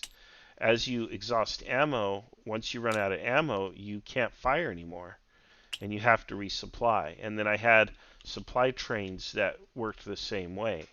And 1 pip of supply train replenishes 4 pips of 1 infantry block ammo, or whatever it was. So you had to manage that. What it really did is it created this really cool ebb and flow, where if you didn't have a reserve element to kind of take over the attack, then The attack would fail. yeah, the attack would stall. Yeah. It also would have a secondary element, which is why I've built it into the system I'm running.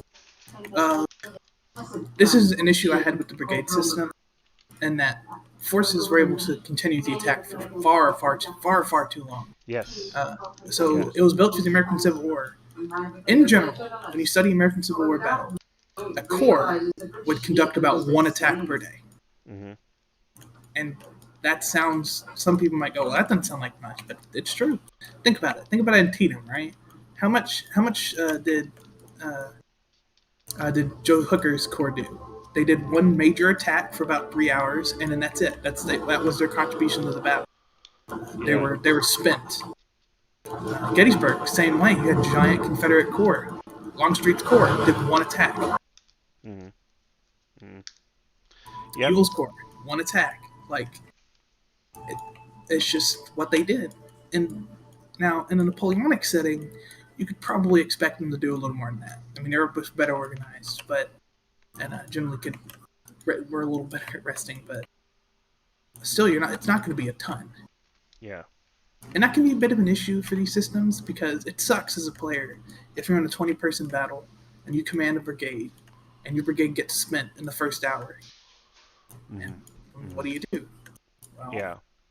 To me, that's war, which is why play-by-post is a thing I'm going to be foraying very heavily into, because in a play-by-post situation, if that happens, it doesn't matter. You can just kind of nonchalantly pay attention, and maybe eventually your brigade will be refreshed, will be ready for another attack, and you go straight back in. Yeah. Or maybe there's like a reserve brigade that needs a commander, and you take that over. It could be anything. And if you're sitting down for a little 4-hour battle, that sucks. But thankfully, 4 hours is enough time. You're gonna spend everything in 4 hours. So. Yeah. All right. Yeah, man, they are taking some time here with these turns. It should be really quick. So I'm gonna be curious why the turns are taking so long. It's probably just because they're unfamiliar with it. Yeah, I think so too. Which is to be expected. I mean, it's what happened with but what happens with every system. Yeah, it is cool though. You know, you group the units together, and you roll one die. They're probably not rolling one die. Oh, I hope they are. I'll know instantly, because if one unit wins and the other unit's pushed back, then yeah, they're not. But I think they'd be doing it correctly. Dave has seen it. I think both of the umpires have seen it before. So one of the things that we have to think about is, or that I have to think about, is when losses are applied, like a step loss in an infantry combat, it's only applied to one block in the formation. And I think that is probably originated with your brigade system. So rather than apply, now disruptions across the whole formation, but a step loss is only one block. The only time all blocks take step loss is if there's melee. Then all blocks take a step loss, because I wanted melee to be rare and expensive, and to be used only in a last resort, or to punch through a line or something. Which is, and some people mischaracterize melee. That's why when I'd written the brigade system, I think I'll say melee because I'm dumb and lazy. But the wording is supposed to be combat. Yeah, or assault is usually the word I like to use, because realistically, what happens in the melee is not two battalions are gonna clash into each other and start hand to hand. That did happen. But and sometimes rare. That's what it represents. Yeah. But what would really happen is both of them would come at each other. One side's is gonna wimp out, and then the other side is going to let loose an extremely close range volley as the other battalion is retreating. Yeah. And that's where most of the casualties come from, is that volley. Yeah. And the attack, and then exactly, basically. Yeah. So yeah, I wanted to make it. I mean, if you're going to get that close and fire, you're going to pay for it. And so I wanted it to kind of be rare. So melee is allowed. I don't think there's a melee die. I think you just roll the standard die. Well, I think for the Napoleonic system, it needs to be, if it's like that, probably needs to be a little more prominent. Because here is the melee die. Yes, there is a melee die. That is in Napoleonic combat, that is a very, I guess what's what I'm looking for. That's a very prominent part of Napoleonic infantry combat, is break your opponent with an assault column. Now, the important thing about that, I'm sorry. Sorry, I was going to say this maroon die or red die is the melee die. Where is it? Yeah.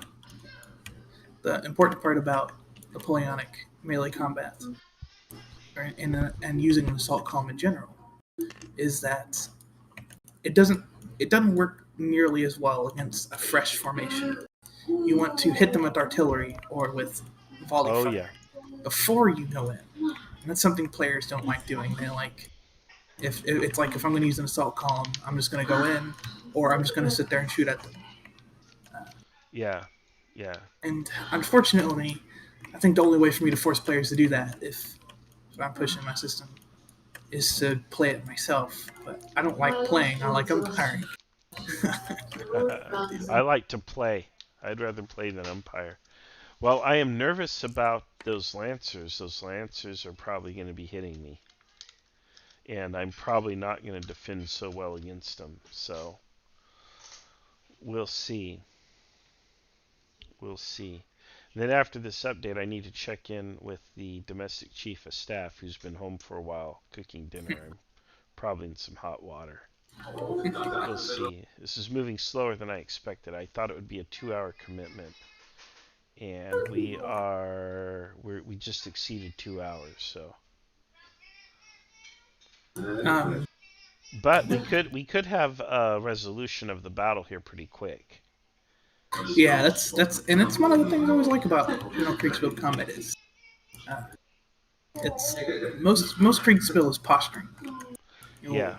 You'll maneuver for an hour and a half, and then you'll clash in a small battle, and then you'll clash for about 30 minutes, And then it's over. someone is dead and someone is alive. Yep. Okay, Lake is in my allies channel, so he'll be coming here next. So. All right.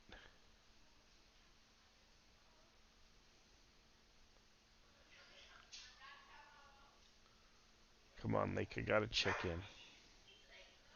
Gonna be sleeping on the couch tonight. Where is it? Not really, but it is downstairs. We actually have a guest bedroom, which is nice for that purpose if need be. Pretty rarely used, but it's happened. And There's Lake. Hey, Lake. Yep. About to send your screenshot. Oh my lord, what have we been rolling? All right. So, only in 5 minutes has so much happened. Uh-huh. Artillery you immediately saw artillery come up onto the ridge and begin taking shots at your 12-pounders. 12-pounders responded and sent them packing. Wow. Okay. Okay, great. And Looks like I took an artillery hit, though. yes, they did land they were accurate and did land some hits, but Okay. they handled themselves pretty well. Wonderful. Unfortunately, the flanks also engaged after the retreat of the 3rd Battalion. 4th and 1st got into some firefights of their own, and they were unfortunately, although 1st seemed to succeed pretty strongly, looked to be regulars packing, also packing. The elites, the 4th, was forced back. Well, they're all elites, but yeah. Okay. Yes. So The 4th Battalion. The 4th Also, go ahead. something that also happened was, with no targets, the battery at Prail focused on the 2nd Battalion and sent them running. Okay. Landed right in the middle of a square and just sent them running. All right, it happens. Yeah. Okay, well, it'll be a while to rally them. Go ahead.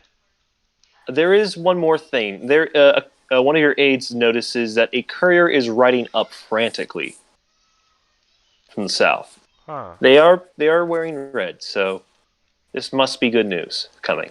Well, I don't Hopefully. know frantically. We'll see. Order the 6-pounders to take the Lancers under fire.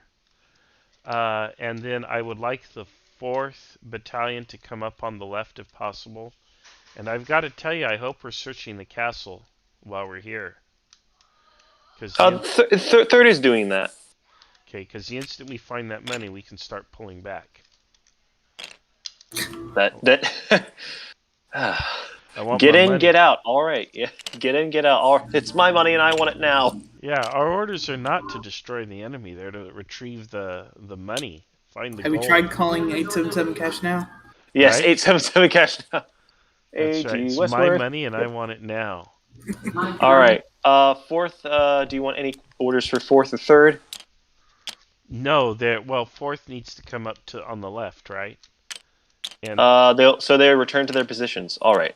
yeah, and really the big orders are those 6-pounders need to start targeting those Lancers. All right. I don't like those Lancers there. It's bad.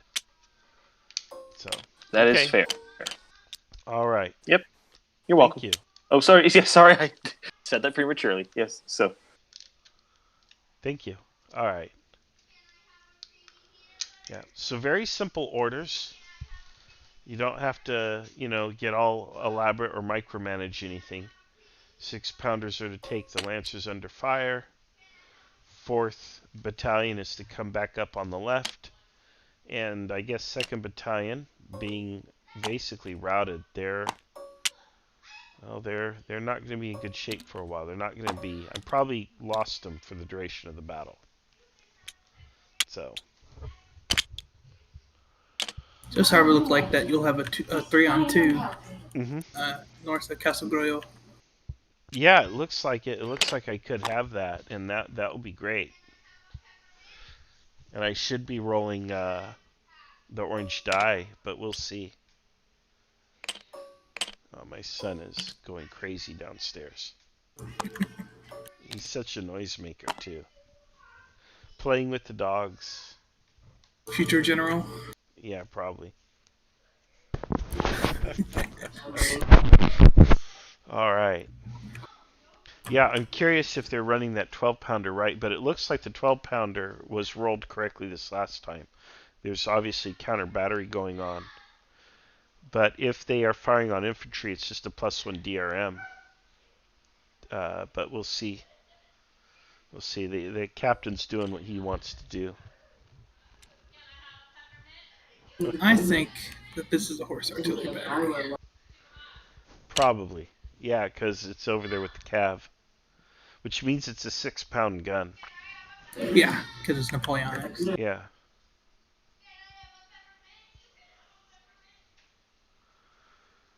That's one thing I've started doing, because there's not much. The only complaint I have about these amazing pieces that Damon's made, there's not much space to write names. You really got to condense stuff. Yeah. Which is fine. I've gotten around that pretty easily, but one thing it made me do is I no longer mark what the weight of guns are. Mm-hmm. I just say if it's. I only mark if it's a 12-pounder foot. But you're not going to get a 12-pounder horse because Napoleonic Wars the carriages couldn't handle that. They could by the American Civil War, but not Napoleonic Wars.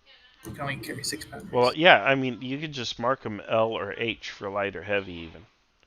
Yeah, the way I've been doing is if it's not marked, it's assumed light because that's going to be the most common battery in most games. Yeah. Oh man, it's getting late here for me. It's almost 7 o'clock. Oh, my son's hollering at me. All right, I need to go downstairs and take a peek to see what's going on. My house is in chaos. I shall return.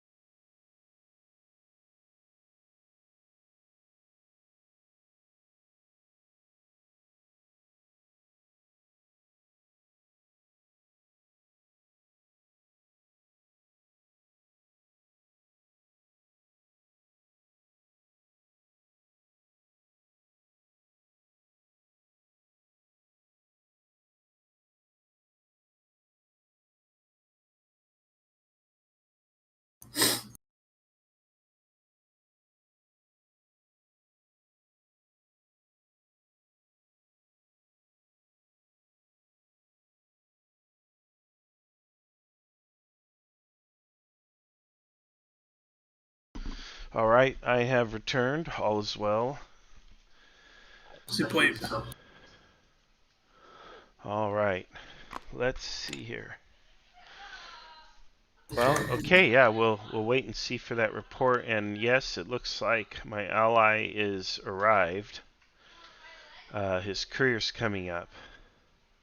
I don't want to ask so much of Damon, but I think the next request I'm going to have for these blocks if he'll take it, is that when you reduce manpower on a gun section, it actually reduces the number of guns shown on the block. Yeah, that would be super cool. Yeah. Because it already shrinks the infantry battalions. And I might have to update these blocks. These blocks have been in here for a couple days, I think since Saturday. And I don't know if he has revised or updated his module since then. The main thing he's done is add the row of horse artillery blocks. Yeah, so I'll have to go get those. Also, I love that he actually went through with the Triangle Brigade HQs. Oh yeah. Because I remember that had been something we've been talking about. Cause, Yeah, different shapes. Yeah. Yeah, we were going through when we were planning Grand Gettysburg. It was like, okay, well, how do we denote a core HQ? Why don't you just make it like a distinct shape? Like we've been using squares for division HQs, so let's just make it a pentagon. And then Damon's like, okay, then we can make an army a hexagon.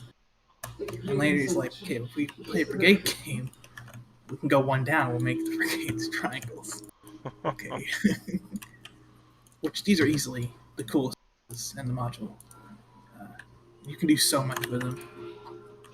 I'll show off what I've figured out so far. Hi, Marshall. Hi, Alex. Hey, Dave. Hello. We're calling it here, so you can come up to the umpire's room and we'll play out the last little bit. On the umpire table? Yeah. Okay, and what's the password? The password is IKS, lowercase.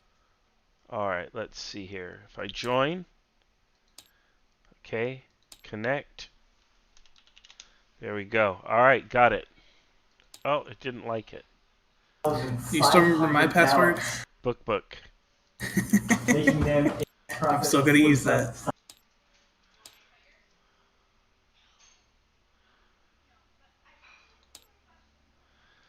Connect. Which game is this? Are we doing Brett or Krieg? Oh, I'm not doing lowercase. I'm doing uppercase. I had my caps lock on. It's Ethy88 or whatever. Am I on the wrong, did I do it on the wrong board?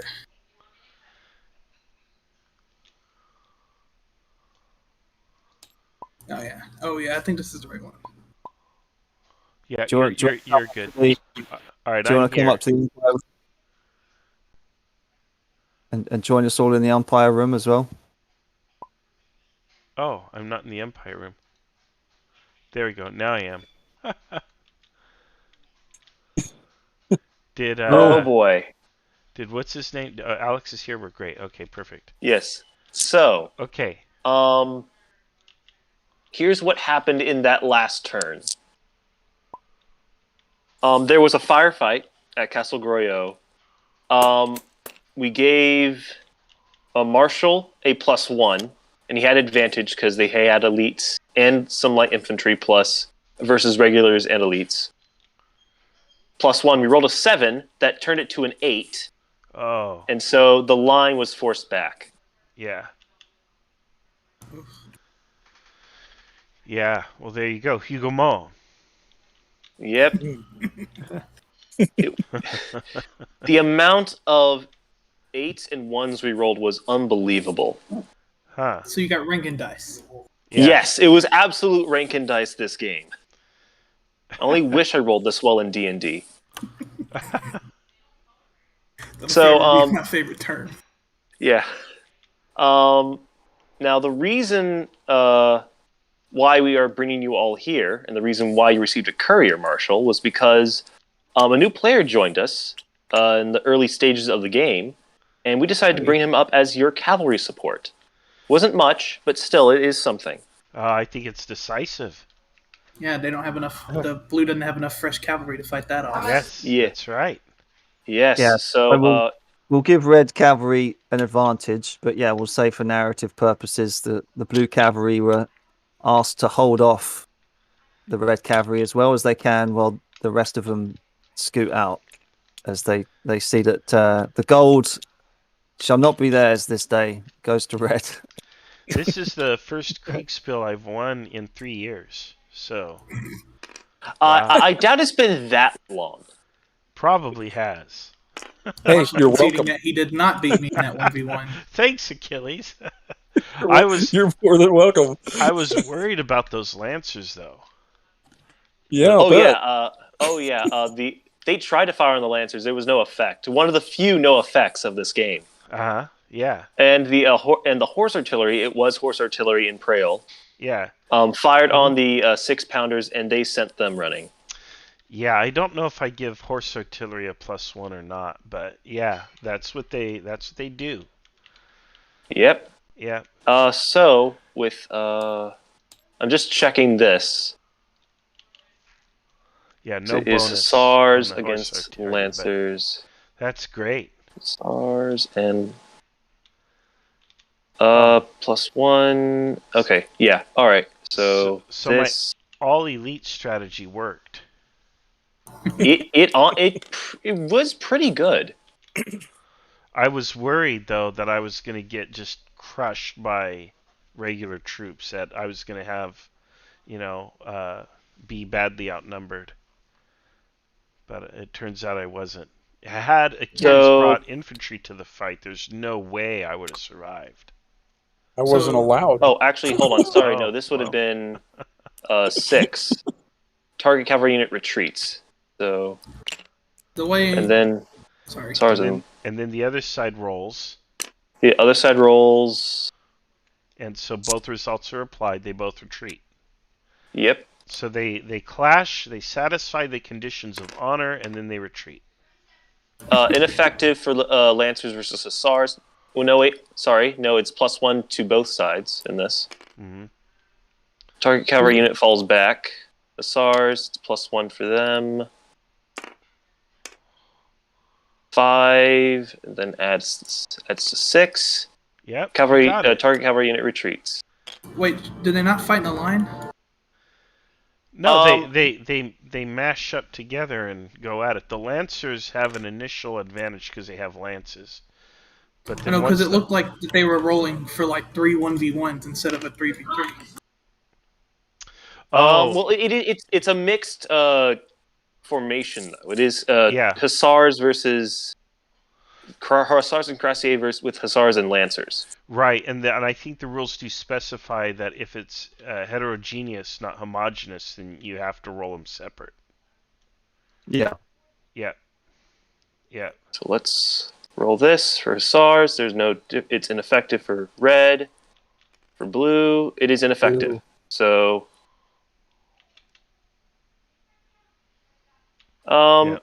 Rearguard action seems to be somewhat successful. Good. Good for blue. Happy times. Yeah. Hey. One thing had to go their way this day. Yeah. Yeah. That's actually very lucky because spent cavalry on rearguard is super risky. Yeah. I guess Marshall got British cavalry. Yeah. Well, and with the Hussar, with that hit marker, that's a -1.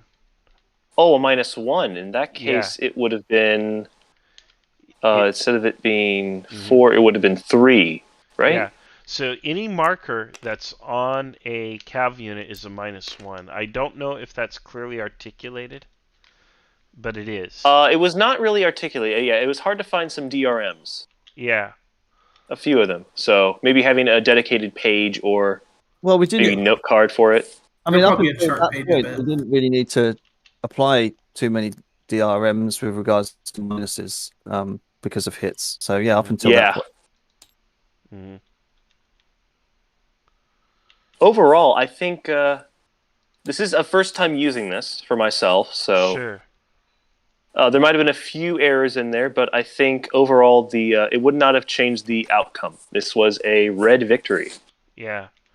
So how did the system go? Were the rules relatively clear and easy to understand? What did you think of the system? And be brutally honest, I can take a compliment. It never gets old. My apologies if I'm butting in here ahead of my turn. I feel as though I'm slowly becoming delirious because I haven't eaten in time, so I need to go and do that. Like right now, my body is quite literally screaming at me. My apologies. But what I was going to say, the one thing I'll say right now is the last time, Marshall, me and you played when you first tested it, I felt that cavalry was I don't know if we both felt this way or if people said it afterward, but that cavalry was a bit overpowered in how it worked. Mm-hmm. It may just be the dice rolls, it may be other factors, but I feel that in this match, it has been overcorrected, and now cavalry the cavalry, none of the cavalry attacks went home, even in situations that seemed to be very much so that they should. So Yeah. yes, I mean, Cyrus, I think it was only just because it was 8s and 1s. I mean, Yeah, I was gonna say you got to it figure sounds like they were rank getting and dice were involved. This is coming as an edit from a player, so I wasn't privy to any of this really until later on. But in the moment, yeah. Well, go ahead and eat. Thank you for the compliment, and enjoy your meal. Yes, I will. Yes. Have a good night, I will everyone. say, yep, good night. I will say one of the big moments of cavalry not really being effective was the cuirassier charge on the 6-pounders. They had come up. The 6-pounders were about here, and the cuirassier were coming up here. And the 6-pounders had enough time to load in canister.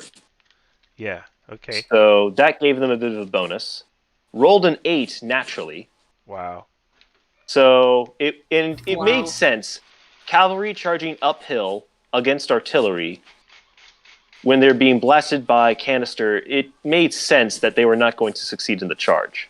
Yeah. So what I would say though is if one caveat. Yeah, go ahead. With one caveat, there were 2 battalions of cuirassier charging a single battery of artillery. Yeah. So that one battalion got nailed by the canister, that I can understand. That the second one also got nailed by the canister and was not able to charge home. I think we made an executive decision, but because they were right next to elite troops, you know, they yes, there was some squares nearby that were within range. So yeah, what I would say, and I see Achilles' point. I gotta say that. We may have done something wrong.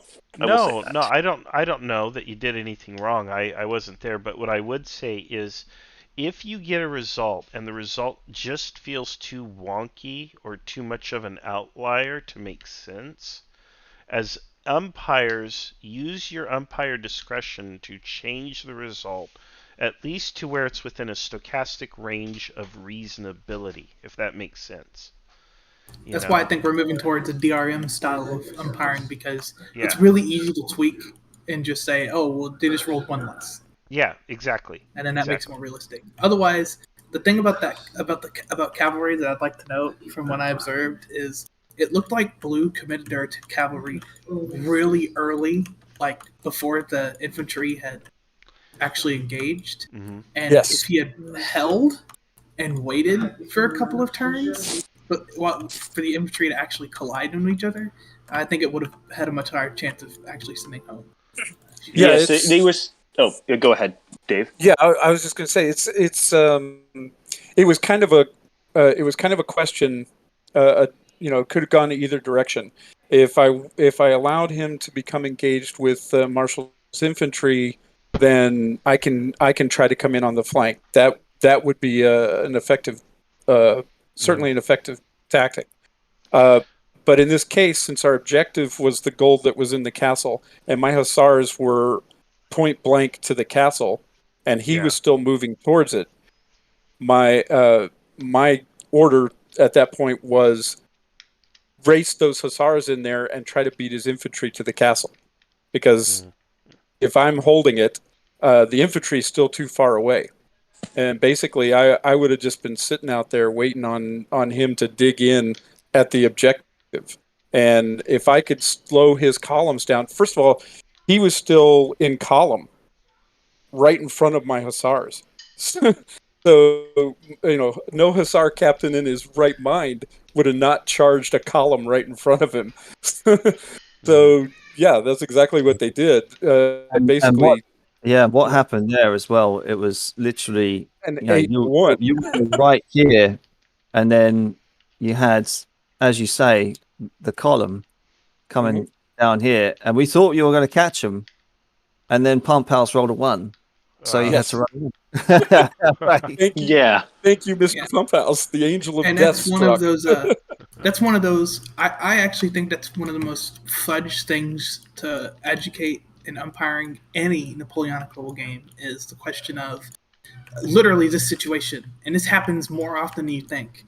An infantry unit has just crested, and a hussar or a dragoon, squadrons, they just run into each other unexpectedly.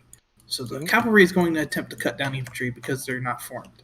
Yeah. Infantry Yes. can form line really fast, form square really fast. Like in the original von Reiswitz rules, they can basically do it in 1 turn, which is 2 minutes.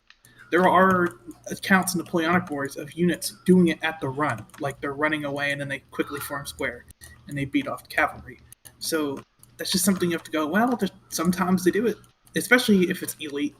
You could expect. I would expect higher trained infantry to do it, to just be able to do it better. If they're militia, well. And I will say, I gave the order to form square as soon as the cavalry was sighted. So they actually already had orders for a full turn. In fact, on turn 2, I was surprised that they weren't yet in squares. So their destination was too far away for them to get there in 1 turn, so Yeah. they could not form squares immediately. That's Yeah, why they that's were what in I- column still. that's what I figured was happening. But yeah, so. That's something I'd actually discovered recently. I was telling Marshall this that I think when the Old Guard committed their attack, or the Napoleon's Guard committed their attack at Waterloo, that they actually advanced in squares at marching pace. I'm maybe- sorry. What's going on? What am I hearing? I'm hearing something in the background. I don't know what it is. I don't know. It's some show my mom's watching. At some show. I don't pay attention. Anyway. Oh boy. Anyway, let's move on. It's made me question if I think it's possible that our assumption that, and I need to do more research into this, that That's, squares are just bolted. Yeah, I know. I'm sorry. That squares are just bolted to the board is a misconception. I think maybe. Yeah, the I don't know, squares It also are mobile. depends a lot on.